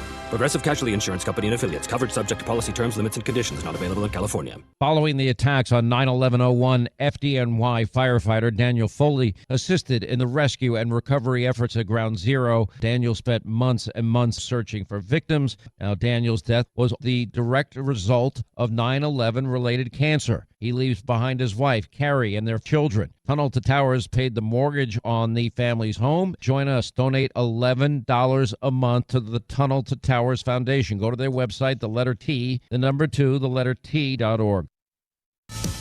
Investigators in New York City are trying to figure out what went wrong Sunday night at LaGuardia Airport when an Air Canada Express plane from Montreal crashed into a fire truck right after landing, killing both pilots, injuring dozens of others. That truck had been given clearance to cross the runway just before the collision, so NTSB Chair Jennifer Hamid details Fox. Typically, the ground controller is in communication with the firefighting vehicle, and the local controller is in communication with the aircraft. We have to see in this situation who is in communication with who. The National Transportation Safety Board says they'll be looking into a number of key details, including the positions of the plane and the fire truck at the time of the crash. They're also going to be reviewing surveillance footage and analyzing the cockpit voice and flight data recorders, which investigators were able to recover yesterday. Fox's Todd Pyro. Meta is awaiting the decisions from two juries in cases that could affect the parent company of Instagram and Facebook. In New Mexico, jurors are deliberating if Meta, as accused in a lawsuit, is misleading parents about the safety of children using their platforms. The other social media trials in Los Angeles, where a jury has been deliberating since last week. Jurors have to decide whether Meta and YouTube are guilty of failure to warn and or negligence. The now 20-year-old plaintiff, KGM, alleges the companies knowingly created addictive platforms that led to her depression and self-harm as an adolescent. Both companies deny the claims. Tech executives, including Meta CEO Mark Zuckerberg, testified in the case. Google's legal team has argued YouTube is not social media, but more of an entertainment platform, while a lawyer for Meta suggested KGM's family mental health history and upbringing caused her mental health struggles.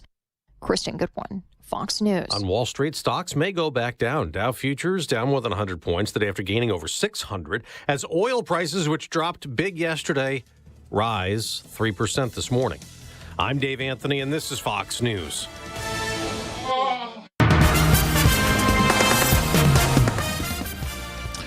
Oh, we have some sunshine and 28 degrees. Good morning. I'm Jeff Manaski. WIBX 950 AM 92.3 FM news time is 8:05. This news update is brought to you by the new destination Kia of Utica on Commercial Drive in Yorkville.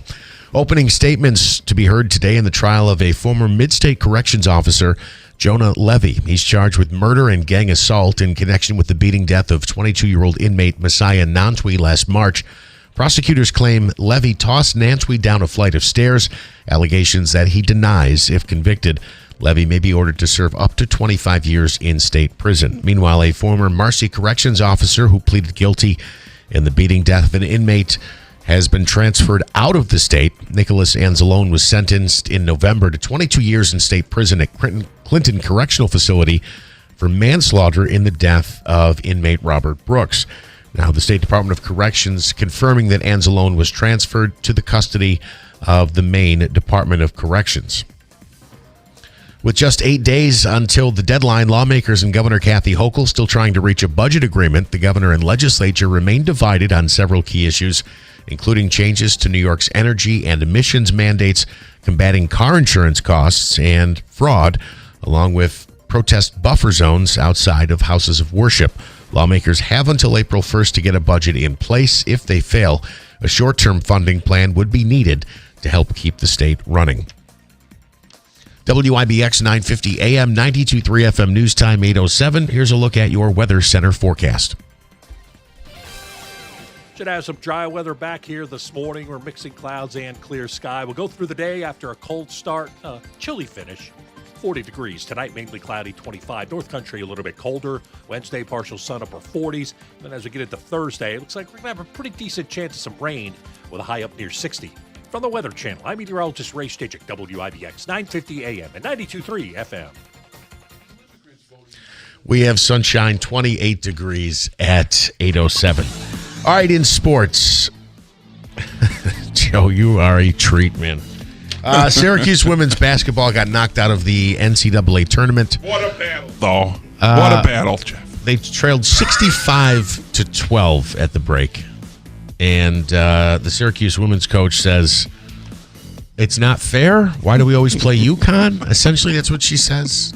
2 of the last 4 seasons, Syracuse has been knocked out by UConn, and apparently 7 of the last times, the Orange women have been in the NCAA tournament, they've been knocked out by UConn. But, Joe, as you say, doesn't everybody get knocked out by UConn? When's the last time they lost? Or how many times have they lost in the past 5 years? That's the trivia question. Yeah, that's a good question. They're on a 51-game winning streak. Well, so nobody beats them is what I'm trying to say. She says it's not fair that they always end up in the same, because they have the bracket, and then there's basically 4 quadrants, right? You have East, South, West, and Midwest. Mm-hmm. And she says they always end up in the bracket with UConn. Look, I think if you're down 65-12 at the break, you have bigger problems, and I don't know how many teams. And everybody ends up in the bracket with UConn. Everybody. That's a fair point. Yankees season opens up tomorrow night. Yeah, I'm kind of excited. It's on Netflix, right? Yeah, right? Yeah. Netflix. I don't like this when they bounce them off the television on the networks. Oh, I'm sorry, you don't have a box, huh? No, I do. Oh, okay. Well, then you can get anything you want. No, I absolutely know that, but I just think it's ridiculous. It's a cash grab. I mean, I get it. You see this the NFL like on holidays. You got the family together for, I don't know, you name the event, and by the way, if you don't have this app, you got $7.99. You got to download to watch the games. It's these stupid cash grabs. I understand they're in business to make money, but gosh, is enough ever enough? No, apparently it's not. It's whatever. I shouldn't complain. If I don't like it, I don't have to watch it, and I certainly don't buy tickets because those are outrageously priced. I mean, because why you are going to watch the Yankee game? I watch Yankees baseball. Oh, okay. I wasn't sure. Yeah. I didn't know if you were like Bill because he's Mets only. Yeah, Bill's. But in my house, we have to watch a West Coast team too now because my girlfriend is a Dodger fan. Oh, really? But I did take her last year to see the Mets and the Dodgers play at Citi Field. That was her first Major League Baseball game. How much did the Mets win by? She got to see Ohtani hit a leadoff homer. Oh, no She kidding. got to see the little dance there on second base. What's his name there? He does the little worm dance or whatever. I forget. She'll yell at me later because I forgot her, her team player. And then, he's the first baseman too, right? And then, but the Mets did win 4-1. So, but that was pretty good. It's not Betts. No, it's Betts did well in that game, but again they lost. Max Muncy? No. Who's their? Maybe it's their. Is he not the first baseman? Who's their first baseman? Muncy. Freddie Freeman. Oh, Freddie Freeman. He did the dance. Yeah, he does that little Freeman dance. Does? Yeah, he does this little. Oh, thing. I didn't know that. Yeah, and when he gets on base, and everybody in the dugout does that. So she got to see that, and it was nice. It was the first time I've been anywhere near the city since COVID. Probably the last, but because I just don't have any interest in going there. I used to go to not every Yankee game, but I would go 2-3 Yankee games a season. Yeah. I just have no interest in being anywhere near that city. No interest. But this is, I'm sensing this is a political divide? It's not. It's a safety thing. Gotcha. When I have friends that live near the city that say they feel unsafe now, I sure as hell ain't going because you know me, I don't have a filter. And unfiltered people tend to get in trouble. So I just assume stay away from it. It has nothing I want anymore. Gotcha. I'll go see the Yankees play in Baltimore, a lot cheaper. I'll go see the Yankees play in Pittsburgh, that's a lot cheaper. I guess it depends on the neighborhood, but I was sarcastically going to say Baltimore's not really. Well, that's a bit, but it's less expensive for a game. I mean, think about it. If you have to stay in Manhattan or even New Jersey and have to travel in on the train and whatever, and we used to take the train right out of Utica and go right to this Penn Station and then just walk to the hotel over by Bryant Park area, which was nice, and then take the subway into the Bronx. Won't do that anymore, but the expense, the money I've spent over the years on Yankee games, and then the food inside, and it's out of control. When are we? Here we go again. Soapbox, you started it. When are we going to say enough's enough? Why is a player worth millions of dollars per game? Well, look, what does that do for us? Hold on. Here's where I disagree with you. If the owners are going to charge that outrageous money, then I think the players should get a good chunk of it. Where's the players that were in it for the game that say, you know what, I don't need $1 million a pitch, or if you're paying $18 for a hot dog and $25 for a beer, why should the player not make out? So is it the catch-22 like a movie theater? What do you mean? That people bring in their own food because they can't afford the food in the movie theater, so the movie theater has to charge more to make up for those people that aren't buying the food? The catch-22. So is it because they're charging so much to eat and stuff at a game? They have to give the players more money to keep them. It's like a big catch-22 of a vicious cycle. Why can't we have somebody say, you know what, I want to donate my salary this year to lowering ticket prices to people to let them come and enjoy a game. I'm going to buy out a game and give the tickets away for free or something. Well, listen, that's a hell of a fairy tale. I mean, it is a fairy tale, I guess. Yeah, you and I both know it's not going to happen. I'm not saying it's not a bad idea. A lot of people don't even care about the game anymore. And you see it. Jeff, I don't have to tell you. You'll get it. The attendance and the watchability of sports. Number one, the NBA. Does anybody watch the NBA anymore? I watch playoffs. I mean, they don't play defense. They don't play like the days of Jordan and 145 points a game. And Larry Bird and all these guys, Magic Johnson. Those were games. Now it's just, let's see if I can dunk on you, and then here, let you take the shot. So and everything's a foul. Oh God, I can't watch it anymore. It's starting to get that way for me in football. Football is really, it's turning. Well, I mean, the thing I hate about football this is powder it's puff lately. It's a 7-yard run, incomplete pass, commercial break. Yeah. Punt, commercial break. Yeah. Incomplete pass, commercial break. It's it's just there's no, I don't know. You have to. I don't know what you have to do, but you have to do something because I think people are starting to pull away from the sports and not watch them as much. Well, I think, a lot of these sports, I hate to disagree, are at all-time highs in popularity. Like, I always look at MLB attendance records, and, I know people say it's not America's pastime anymore, and, it's not the way it used to be. They still continue to set records for attendance. And just talking about a cash grab, I've brought this up before. Like the NFL, for instance, Jets, Giants tickets, and I think to some extent this is the same with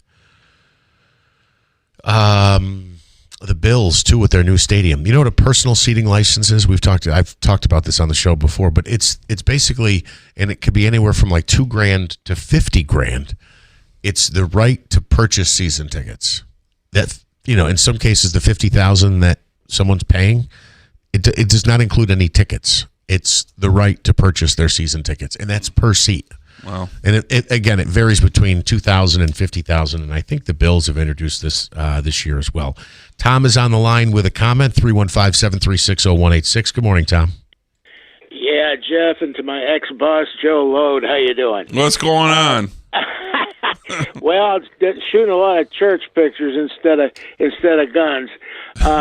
Listen, I wanted to tell you about one wonderful day that I went to the Boston Red Sox game at Fenway Park, where they were celebrating I think it was the 75th anniversary of the Boston Braves leaving Boston and going to Milwaukee, then Atlanta, and everybody was dressed in their period uniforms of the time, and they dropped all the food prices to the 1946 level. Oh boy, that would have been great. Oh man, I tell you, if I'd have known that, I brought a little extra money and really stuffed my face. But I mean, they can do that. They really can. You know, have a special Feed Your Kids Day, or you know, have something like a special care package day, and anything, and then that would be a hell of a draw. Yeah, I saw every now and what? Go ahead. No, I was going to say the only thing I've seen is somebody was just talking about this the other day. A lot of stadiums are doing 9 dogs and 9 beers and 9 innings. It's like a challenge. Ooh. You ever go to a restaurant and they have like the challenge, can you eat the big steak or whatever the case may be? Yeah. That some major league teams are doing this challenge. It's 9 beers, 9 hot dogs, and 9 innings. Ooh. I know. You should see the look on Joe's face right now. Joe's like, I can do that by the 7th I was going to inning say, stretch. isn't that normal? Well, we did. One day, I produced national championship motorcycle races, and one day we put on one down at the Alamo Dragway in San Antonio, Texas, with the Martinez brothers, who are the promoters, and they thought up the brilliant idea here when I was bringing in, you know, maybe 2,000 bikers, right, to their track, that they figured that it would be a great day for them to have, get this, 10-cent beer night. Oh, yeah. Oh, it was the night of, you know, the historical night that the Nazis took over Germany. I think they called it the Night of the Long Knives. Well, it was the night of the quick knives all over that place. You could hear switchblades clicking from the timing tower. This was in a baseball game? No, I think it was at a race. No, it was a motorcycle drag race. No, I produce motorcycle drag races for a living, and this was, but I'm just saying, there's some promotions that you can do, and some you can't. Promotions you can't do. If you, it was a rough evening. Well. So, hey, listen, Joe. It also sounds like you want to have access. You know, when you're talking about the foreign company, the foreign-owned company that owns our that owns our lives here with the power, National Grid. Yeah. Sounds like you'd like to have access to that back room at Gander. You know, where we stored things. Tommy used to work for me at Gander Mountain when I was there. Firearms department. That's right. Of course, we can't do that kind of stuff, you know, and never could. But how about these electric guns? What are those? I mean, that would be appropriate, wouldn't it? shoot some of these executives in the rump with a buzzer. You know, I mean, no, and I'm just, of course, I am teasing. Nobody does anything like that. No, but we would. Oh, tasers. Oh yeah, tasers. That's it. We'd have to tase them. I think we should get back to the days of branding, but never mind the tasers. Don't tase me, bro. All right, guys. I've been tased before, and I don't recommend it to anybody. Yeah. We did that back in the day. An old Keeler show stuff? Yes. I think I remember that one also. And I got the better half, believe it or not, because then I had a pepper spray mark, and that was not good. Really? Yeah. Back when you could have those stun guns, I sold one to a friend of mine, and he sold it to a lady who ran a local pizza parlor, the one on Oneida Square, and she said, "Gee, I want to see if this thing has any effectiveness." And so, and I had nothing to do with this. It was already out of my possession and in this other guy's possession. So he let her try it, and she, I think it was a 40,000 volt or watt taser. She could have cooked the pizza with it, right, Tommy? Oh, yeah. And she said, ooh, ee, ooh, or God. something to that effect. Oh, well, thanks for the call. Sure thing. All right. All right, that is Tom with an Tommy will interesting go on. phone Listen, call. he worked for me. I know him. He'll go on forever. Yeah, Tommy. We got the Michigan State Kathy's on the line, or no? Did she hang up, Smitty? Oh, we have. Good morning, Kathy. How are you? Good morning. I have to tell you, if Michigan State, if they survive this coming Friday and Sunday, it'll be a miracle. They always keep having to play Duke. Every year they match up against Duke. Do you think it's a conspiracy, like the Syracuse women's basketball coach? Oh, man. I don't know, but that seems like more, I don't know. Doesn't seem possible. Kathy, thank you for the call. I feel bad for you and Duke. Yeah. I have one comment. Oh, go ahead. I have to tell you that my husband got his Easy Pass bill, and part of it was right and part of it was wrong, and the part that was wrong said that he owed $40,000. Get out of here. So what a mistake. Wow. Did they fix it? Yes, they fixed that. I hope they do. They're supposed to send him a new bill, but they had the account number right and our times on the throughway, but they had it so that we owed $40,000. Wow. So I hope they fix that. That's Otherwise, another one of those companies, right? That is a third party. It's not owned. Correct. That's It's my understanding. Somewhere out of state company. Yes. Yeah. I believe they so. control our payments. I hope they fix it, or we'll be going to the poorhouse. Well, for sure. No, you should be able to prove that wasn't your vehicle. Just the Desmope. It's in the wrong spot. I couldn't imagine you'd be able to run up a bill that high, even on the highways in New York State. We wouldn't even have it run up for $40. Yeah. All right, take care. Go Michigan State. Thank you, Kathy. Thank you. Bye-bye. That is the Michigan State Cathy's. God. They're competing in the NCAA men's Does a lot of traveling, apparently. basketball tournament. Yeah, $40,000 Easy Pass bill. We are going to the phone lines now, where we are joined by Mark Baracco, who is with Mohawk Valley Edge. Good morning, Mark. How you doing? Doing good. Good morning, guys. So there is an upcoming event happening. It's the Stephen DeMeo Speaker Series, and this particular one will focus on higher education. You've got the presidents from MVCC, Utica University, Herkimer College, and SUNY all lined up to speak at this event. Yes, we do, and we've also recently added Trish Kilburn, the superintendent of OHM BOCES, to serve as moderator. This is a free event. We do ask folks that if they can, please go on our website to register in advance. We'll have a reception that starts at 5:30 tomorrow night at Kinsella Hall Auditorium at SUNY Poly. That'll be followed by the panel discussion, which starts at 7 o'clock. So the focus of the conversation will be upcoming trends in careers, upcoming curriculums, or are they seeking advice on which ways to go? It's a little bit of both, Jeff. I think our first event that we had back in October was on research and innovation, and it was really just an opportunity for us to showcase some of the great institutions and organizations that we have that are doing a lot of groundbreaking work. For instance, Masonic Medical Research Institute, the Griffiths Institute, the Air Force Research Lab, and Poly. There's a lot of great programs that I think can also be part of this discussion that we'll have tomorrow night with how do we strengthen the pipeline for students?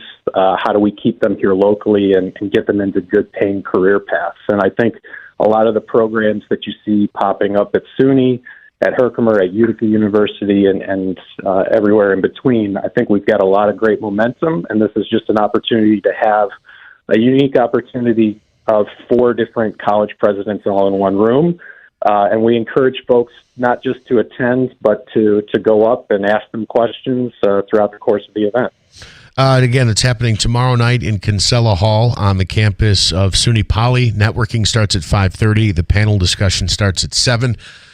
Mark, this is part of the Stephen J. DeMeo speaker series. How long has this been around? And talk to us more about the series as well. Sure. So this really came out about a year and a half ago. Obviously, the passing of Steve was a tremendous loss, but one of the things that he really spoke about was, what he was seeking to do post Mohawk Valley Edge. And I think a lot of discussions that we had was around how to pass the torch, essentially. So, again, a tremendous shout out to SUNY Poly leadership and Dr. Silviejo, who really worked with us to come up with this type of event to be educational and also to sort of help continue on with that next generation. So as part of this event, we're also showcasing what we call the Stephen J. DeMeo Educational Opportunities Fund, which is a newly created scholarship that will benefit Proctor high school students that are entering careers in technical education. So if anyone is interested in donating to that fund, that was created last year. So 2 graduating seniors were the first to enter that scholarship fund, and we're going to continue to raise money each year that we do this. All right. Again, it's happening tomorrow on the campus of SUNY Poly in Kinsella Hall. Starts at 5:30. The panel discussion starts at 7. Mark, thank you so much. Thank you, guys. Have a great day. It's 8:27. We'll take a quick time out and come back with more. First News Keeler in the morning on WIBX. Don't rely on a standard off-the-shelf security system. When it comes to protecting your home, there's a big difference between plug and play and a professionally designed system. At CML Security, security is personal. Their skilled technicians meet with you one-on-one, walk your property, and design a custom system built around your family's needs. From security cameras, intrusion systems, and smart home features, they can also add a level of fire protection to their intrusion systems. They install commercial-grade equipment and provide a warranty on systems that they install. Call CML Security at 315-866-5845 today to schedule your in-home consultation. That's 315-866-5845 or visit cmlsecurity.net. Based in Herkimer, they serve the central New York area. CML Security. Call 315-866-5845. Personalized protection your family can trust.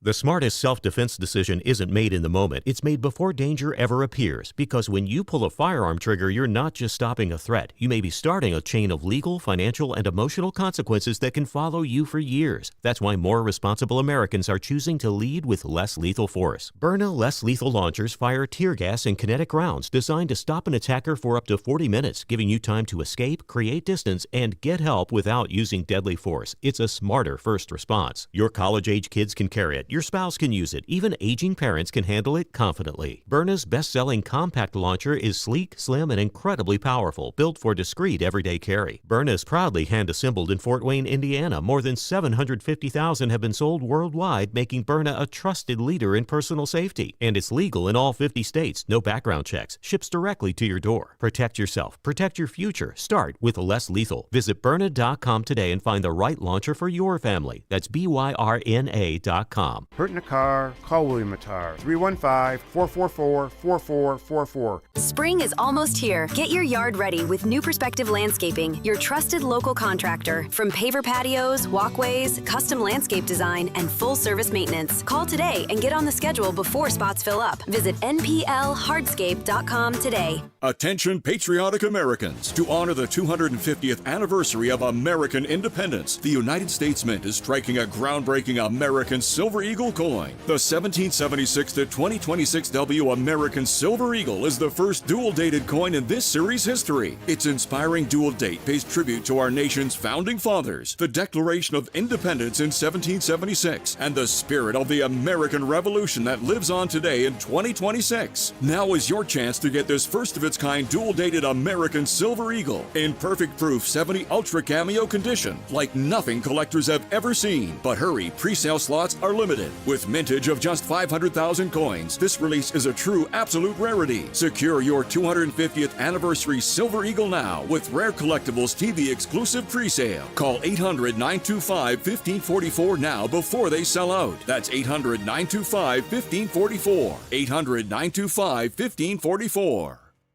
Is your business the best at what you do? Then you should be a Central New York's Industry Ace. Our Industry Aces are made up of the best businesses in the region and will help you tell your story to thousands of consumers in the Mohawk Valley. With a combination of on-air and online testimonial commercials, along with targeted social media ads that are guaranteed to reach the consumers you want to be talking to. And best of all, these messages are coming directly from you. Interested in learning more? Contact Megan Powers at 315-768-9500.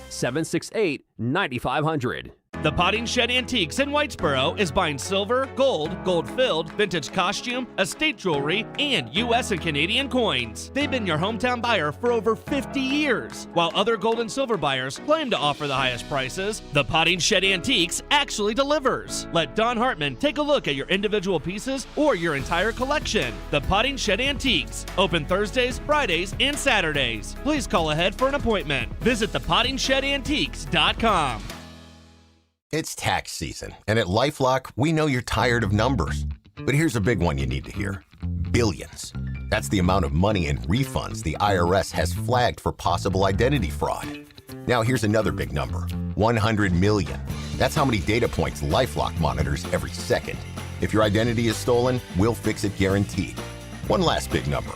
Save up to 40% your first year with promo code NEWS. Visit LifeLock.com for the threats you can't control. Terms apply. Start your mornings with sharp insight and straight talk from me, Brian Kilmeade. Weekdays right after Keeler in the morning. Don't miss the Brian Kilmeade Show, breaking down the biggest stories in politics, business, and culture with the voices shaping the headlines. From Washington power players to everyday Americans, we ask the questions you want answered. Miss it during the week? Catch the weekend edition Saturday morning at 7. The Brian Kilmeade Show right after Keeler on WIBX 950 and 92.3 FM. Don't overpay for your next mattress. Mattress Express is upstate New York's largest specialty bedding retailer. Bring in any locally advertised price on a brand we carry. We will beat the price. Call 1-800-NEW-BEDS or go to mattressexpressny.com. We have some sunshine, 29 degrees. Good morning. I'm Jeff Manaski, WIBX 950 AM. 92.3 FM news time is 8:33. ICE agents are back at it today, reporting for duty at more than a dozen airports to help TSA agents who've been working without pay during the ongoing partial government shutdown. They showed up for the first time on Monday at President Trump's urging. Meanwhile, operations are returning to normal, except for runway number 4 at New York's LaGuardia Airport. The NTSB continues to investigate Sunday's deadly collision between an Air Canada regional jet and an airport fire truck during landing. President Trump insists that the United States has had good discussions with Iran, although Iran says that's not the case. Speaking during a visit to Memphis on Monday, Trump again said he's putting strikes against Iranian power plants on hold to see if a broader agreement can be reached. He said he'll give the talks 5 days. The president said the success of Operation Epic Fury has brought Iran to the bargaining table and that they, quote, want peace. The Supreme Court set to hear a challenge today to a government policy that turns away asylum seekers before they can reach the U.S. border with Mexico. The policy began during the Obama administration and was significantly broadened during the first Trump administration. It's no longer in place after being rescinded by President Biden in 2021. However, the Trump administration calls it a critical tool for addressing surges at the border. The Trump admin is opening 2 new investigations into Harvard. On Monday, the Department of Education's Office for Civil Rights announced 2 new federal investigations over alleged race-based preferences in admissions and anti-Semitism on campus. A woman who says she was drugged and raped by Bill Cosby has been awarded $19 million by a Southern California jury. Donna Motzinger filed a lawsuit in civil court claiming she was raped by Cosby in 1972. The jury in Santa Monica deliberated for almost 3 days, coming back with a $19 million judgment. They also say there will be punitive damages, but no figure on that has been announced thus far. And Tiger Woods back in action today. He confirmed he'll be playing in match 2 of the Top Golf League final with his Jupiter Links team. The team just lost to Los Angeles while Woods was sidelined after disc replacement surgery. Are you watching any of this, Smitty? The Top Golf final, Top Golf League? I watched the first season of it. Is that the one that you virtual? I'm not familiar with it. That's on ESPN. Yeah, it's Tiger Woods and Rory started this when they were during COVID. Okay. It's got like Justin Thomas and Matt Fitzpatrick and all the people from the PGA. You know, we're real close to the Masters. Yes. Hello, friends. Oh, I can't wait. I can't wait either. It is 8:36. Here's your Weather Center forecast. Should have some dry weather back here this morning. We're mixing clouds and clear sky. We'll go through the day after a cold start, chilly finish. 40 degrees. Tonight, mainly cloudy, 25. North Country, a little bit colder. Wednesday, partial sun, upper 40s. Then as we get into Thursday, it looks like we're going to have a pretty decent chance of some rain with a high up near 60. From the Weather Channel, I'm meteorologist Ray Stidgick, WIBX, 950 AM and 92.3 FM. It is 8:36. We have some sunshine and 28 degrees. Mr. Paul Buckley joins us. Good morning. Good studio. Morning. Thank you for having me. Joe Lode had his real job to get to, so he had to hit the road. I'm filling in his chair. We appreciate Joe coming in. It's probably warm over there, right? It is. It's toasty. Very toasty. Good morning, Buck. How are you? What is this? All right. Well, so that's a film. I just got this the other day from the guy out of Albany. He's looking for recruits for film recruits, shorts that they want to highlight up on a website or a TV channel, so they can get exposure to like film students, independent filmmaking here in upstate, in central New York, not just New York, but like from like the thruway up. So they have to submit their by March 31st. Where would it air? In the Albany area. It'll probably have to get some cable. Once I get more information, this was just sent to me, and it's very vague, but it's a great chance for for film students to get their work seen out there. And then they could probably, get some promise from all that kind of stuff. So, I got you. Yeah, we're all about that. And now we're on the subject of film students. MVCC School of Art film students. Boy, what a great segue. Yeah. You're nice? Beautiful. How long have you been doing wonderful? this? Sat up all night thinking about that one. And so they're back from spring break, and they're going to be going out about in the town doing their movie projects. So I have a list of locations we need for them. And I will be putting that up on the Film Utica website, and you can do that as well on yours. But these students are very creative, very determined, and very driven, and I'm very impressed by their skills. I mean, the equipment that MVCC supplies them, it's phenomenal. Absolutely, this is state of the art stuff. So these kids. I hate to say kids, but I am old enough to be their grandfather. So anyway, they're getting a great education, great hands-on stuff. So when they get out of here, they can start their own business, or they go work for some other people. And then, in the past, I've gotten them on some shoots and stuff like that. So it's a very encouraging, very exciting thing going on over there at MVCC, and I'm glad they're doing that. And they're building that other one about the high tech thing or whatever. So MVCC is growing, and I'm in contact with the students, with the film students and the art students all the time. So I get a big thrill out of it because of their energy. Because their energy, it's unbelievable. Sure, it's good to see. Because my energy is about worn out, and they're just so young and fresh. So it's very rewarding. It's very encouraging to see. So. Now you say they're looking for some places to shoot, right? Yep, so they would put up like what? We need a big backyard that's got a picnic table or something like that. We're looking for a tree we can put a swing on. One thing here is a breakaway door, a fake door, so they probably. I was thinking maybe they get that for MVCC, the carpentry school. I don't know, Then they want some padding. They want one thing is they want a settee, I guess it's called, for with the psychiatrist has a little couch that's called a settee, I believe. I don't know. Oh, really? I'm not sure. I've never been on one. I should have been on one a long time ago. But anyway, obviously there's a psychiatrist scene, so they want that stuff. There's got to be a bunch of stuff up on the web. So and just call me or email me. It's pbuckley@cityofutica.com if you have any, and I'll be all over you guys for more locations. But they're back. They're hungry and they want to do it. And they've done it in the past. Utica Coffee, they were great to the students. They gave them the shop a couple times, did some shoots there, so it was wonderful. I can't thank Heather enough. Heather's a doll. I absolutely love her. Mm-hmm. So just if I give you a call, just see what you can do for us, because these kids, there's no budget. They have no budget in these films, so they need to. They're doing what they can with what they have. So help them out. That's all I can say. True artists. Yes, they are future filmmakers. So make something out of nothing. Exactly. Well, and let me ask you about this. You say future filmmakers, and I'm not doubting that they will be, but so much of everything now is AI, isn't it?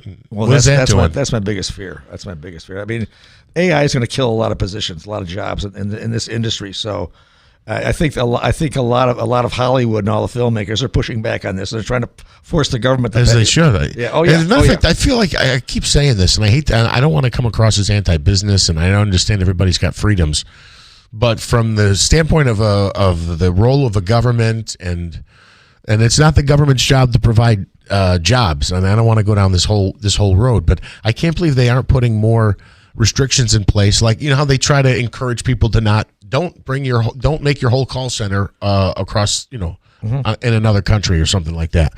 And I think what they should do is at a minimum incentivize industries from staying away from AI, because again, once it goes robotic or whatever, that job never comes back. Oh, I know.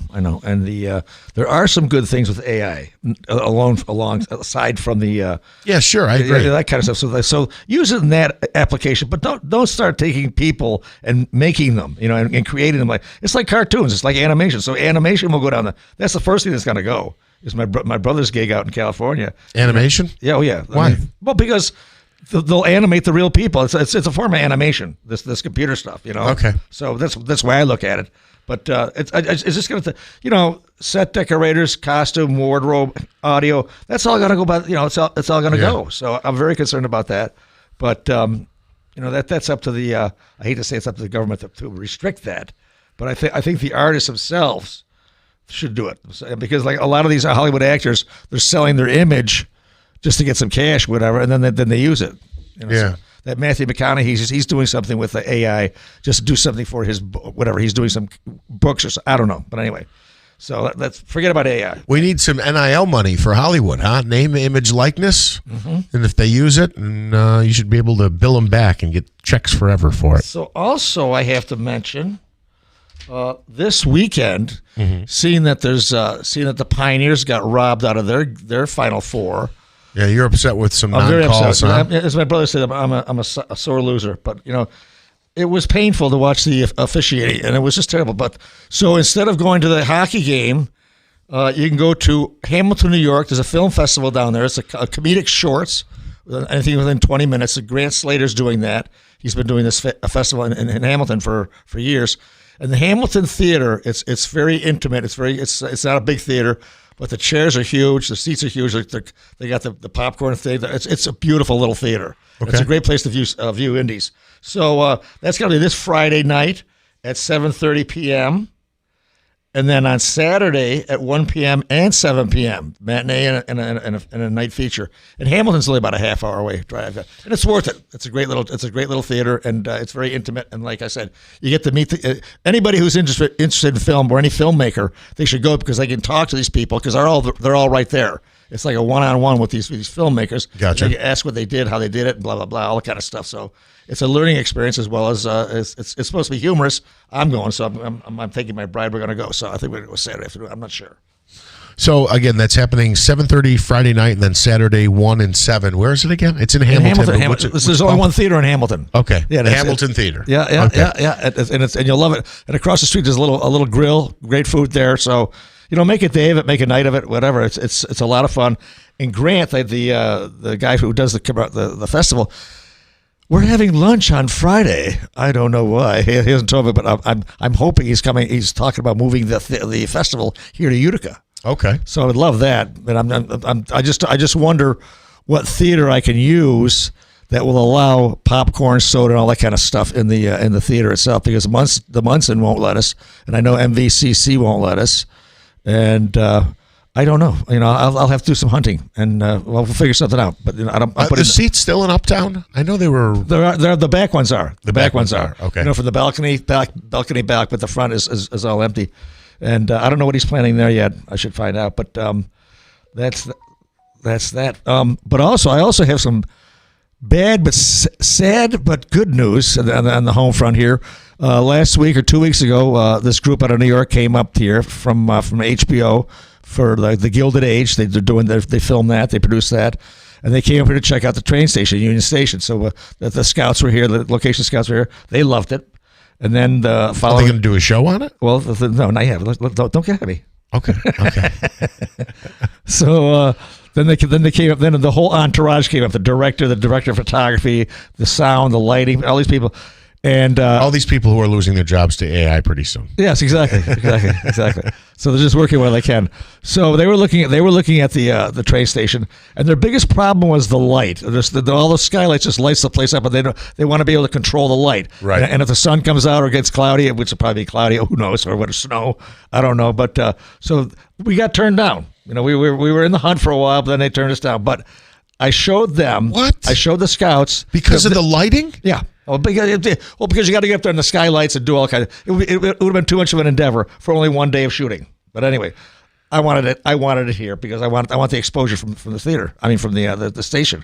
So with that, this is a week prior to that, I took the scouts, the location scouts.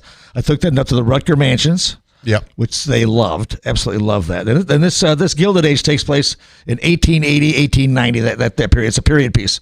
So you can imagine the wardrobe and all that kind of stuff. So I took him to the Rutger Mansion, Fountain Elms, the Hotel Utica lobby, which is magnificent. Yeah, it is. Then the brewery, the 1888 Tavern. Sure. And then the Fort Schuyler Club, and everything was like a home run. Everyone was a home run. They loved that. They already had. They came here knowing that they already had their season 4 locations already scouted. They already had that nailed down.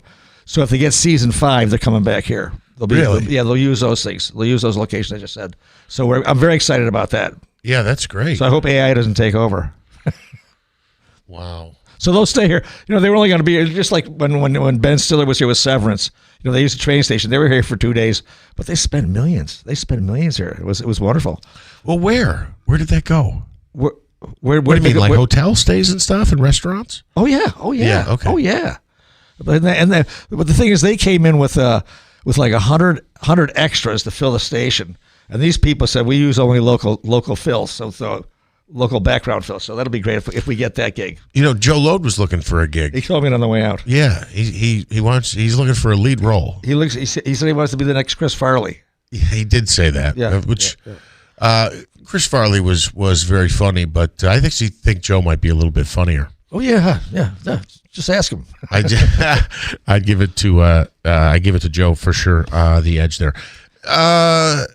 What was I just going to ask you, Buck? You wanted to throw the refs out of the hockey game. I was going to mention, you talk about going to Hamilton and maybe the festival's going to be moved to Utica. Something that's in Hamilton is going to be playing in Utica this weekend. Well, I know that. Hamilton did make the Frozen Four. Right. So that's cool. They're playing Wisconsin. Yeah, 3 o'clock? Yes, I think it is. It's a 3 o'clock game on Friday at the Adirondack it's in the Bank Nexus Center. too. Oh, is it in Nexus? I have no idea. I think it's at the Adirondack Bank Center. I hope so. But anyway. And then the championship game Sunday. Hopefully it'll be Hamilton and Hobart in the finals. Because I've never heard of Aurora. Aurora's playing Hobart in the first round. I've never heard that. But anyway, I know I'm not going to be there. No. You'll be at this festival in Hamilton. Yeah, yes. you're an A1 fan for the Utica Pioneers. I love the Pioneer hockey. It's so exciting. It's refreshing to see that their hearts are in the game, and the kids are great. And I had on my show last week. This month. The Notre Dame hockey kids. Yes. Oh my goodness, those kids are unbelievable. U15 league. These kids are fantastic. Yes, I saw them at the last. They play like the Pioneers Russians. game. Yeah, they're so together. I mean, I was so impressed by them. So they've got that program at Notre Dame that has it's got a snowball. It's going to be a huge future. Yeah. I'm hoping. Buck, you want to stick around and read the comments? That should be fun. Comments of what? The comments on YouTube and the WIBX 950 mobile app. I'll pass on that. I know it gets depressing sometimes. I've got to get back. I got to try to get my show out the door. People can be mean. I'm only kidding. Any we'll read comments about me? Let me see here. Who is this really handsome guy in studio? Look at that. Oh, it doesn't say that. Shut. Hey, you don't have to lie to me. 9:50 a.m. The Babble. A lot of babbling going on today. That's what Ja Wick says. We'll get into the comments. We'll share some. We'll find out whose water I'm carrying also. Lance has some comments on that. It's 8:49. Back after this on WIBX. Thank you very much for having me. Thank you. Utica and the Mohawk Valley, do not overpay for your next mattress. Mattress Express is upstate New York's largest specialty bedding retailer. Take advantage of our guaranteed lowest price program. Bring in any locally advertised price or quote on a brand we carry. We will beat the price. Furthermore, if within 90 days of purchase you see that mattress advertised for less, bring it to our attention. We will refund the difference. Selection, no one in New York State has all these brands under one roof except Mattress Express. Tempur-Pedic, Stearns & Foster, Sealy, Purple, Puffy, the Smart Bed by Instant Comfort, Posh and Lavish, Therapeutic, Simmons Beauty Rest Black, Serta, Eye Comfort, Avocado, and more. On New Hartford and Commercial Drive next to Pet Supplies Plus. In Oneida and the Glenwood Plaza by the movie theaters.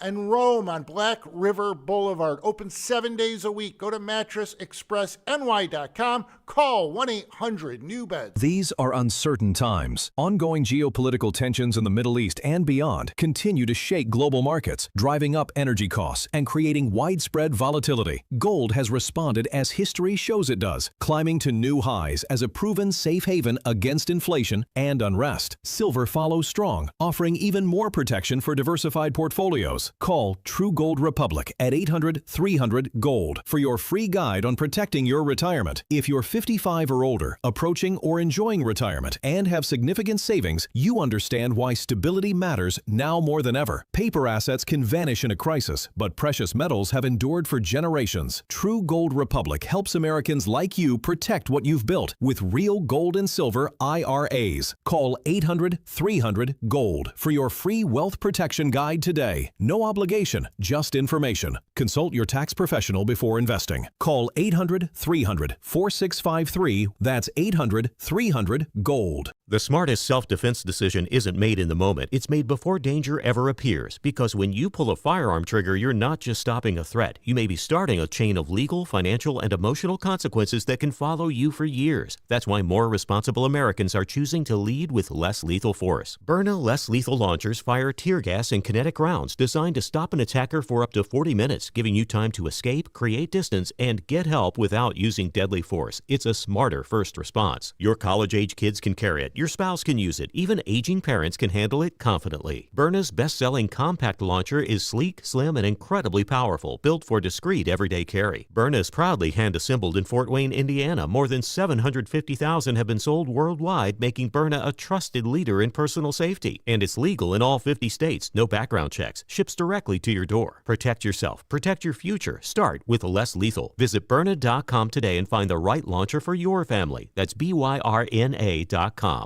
Don't rely on a standard off-the-shelf security system. When it comes to protecting your home, there's a big difference between plug and play and a professionally designed system. At CML Security, security is personal. Their skilled technicians meet with you one-on-one, walk your property, and design a custom system built around your family's needs. From security cameras, intrusion systems, and smart home features, they can also add a level of fire protection to their intrusion systems. They install commercial-grade equipment and provide a warranty on systems that they install. Call CML Security at 315-866-5845 today to schedule your in-home consultation. That's 315-866-5845 or visit cmlsecurity.net. Based in Herkimer, they serve the central New York area. CML Security. Call 315-866-5845. Personalized protection your family can trust. Are you sick of being just a number or doing a mindless job? Become a craftsman in a trade. Become an IBEW electrician. The IBEW and the Electrician Training Alliance will give you all the tools necessary at their state-of-the-art training facility. Earn as you learn. Paid training while you get your certification. What are you waiting for? Become an IBEW Local 43 electrician. Call or go online today to learn more. Find your career at IBEW and let the Electrician Training Alliance light up your future.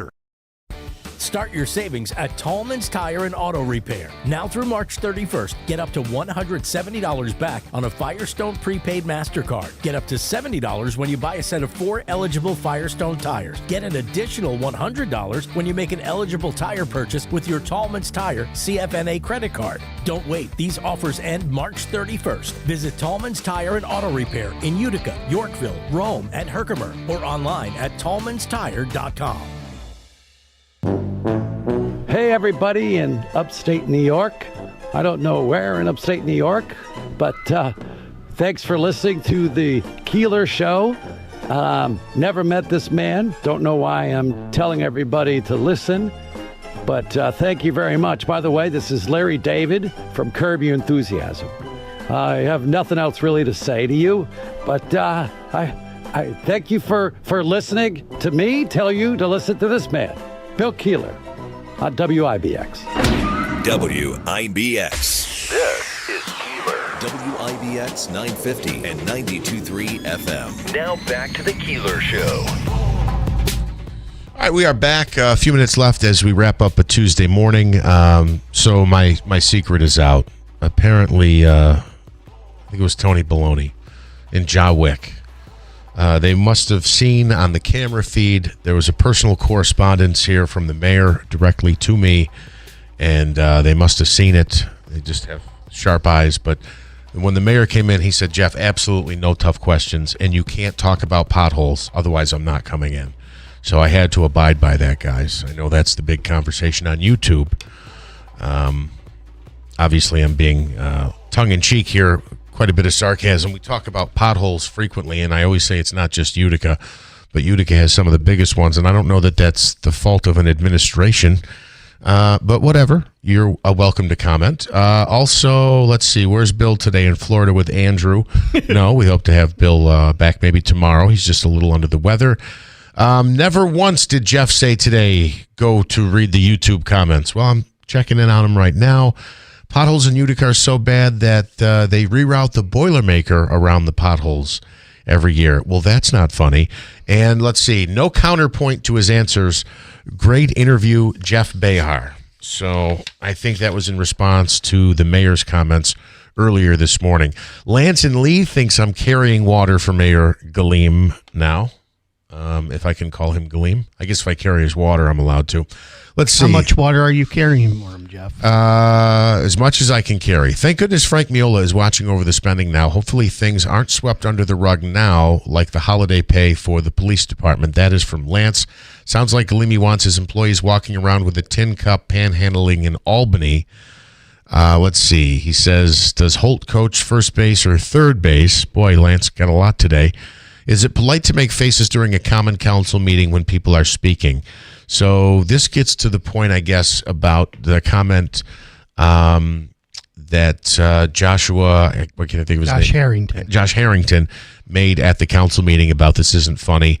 I did not see this. Mayor Galimi says he was not laughing. It says Heather told him to stop making faces. Also, that's what Lance said. And then Lance accuses me of carrying the mayor's water. In Easy and Alien, we'll wrap up with this. I just wanted to mention that John Mannion was in town to honor the New Hartford girls Tri-Valley Championship volleyball team yesterday. Kudos to the New Hartford varsity girls volleyball team. Yes, Easy, thank you for that information. We want to congratulate the girls on the team. We had some locals do well this year. Again, boys Cooperstown basketball, state title, undefeated season. Notre Dame girls basketball went all the way to the state title game undefeated, but unfortunately they were knocked off on Sunday. And they're having a big parade in Cooperstown tonight for the boys state basketball championship. Yeah, so congratulations to them. The producer, you're getting blamed for this. Producer's not allowing enough time for me to read these comments. I think that's all we got right now. Must be Jeff was told absolutely no controversial questions. Yes, that's what they tell me before they come in. Hey, guys, I hope you have a great day. It's Tuesday. We're slowly getting better weather-wise. We're slowly coming out of it. We're not seeing a dramatic uptick in temperatures, but looking at a high today of just 40 and then 50 tomorrow, maybe low to mid-60s on Thursday. We will cool off again in a couple weeks, but we're crawling out of it. We're getting there little by little. It is 8:59. Stay safe out there. You got a 30? No? I'm going to take it for another 20 seconds here. Okay, real quick. The latest on Iran. The U.S.-Israeli war continues its fourth week. President Trump says the U.S. has had productive talks with Iran. Iran says, by the way, those talks have not taken place. The Strait of Hormuz, a key waterway that sees a fifth of the world's oil, remains closed to most vessels.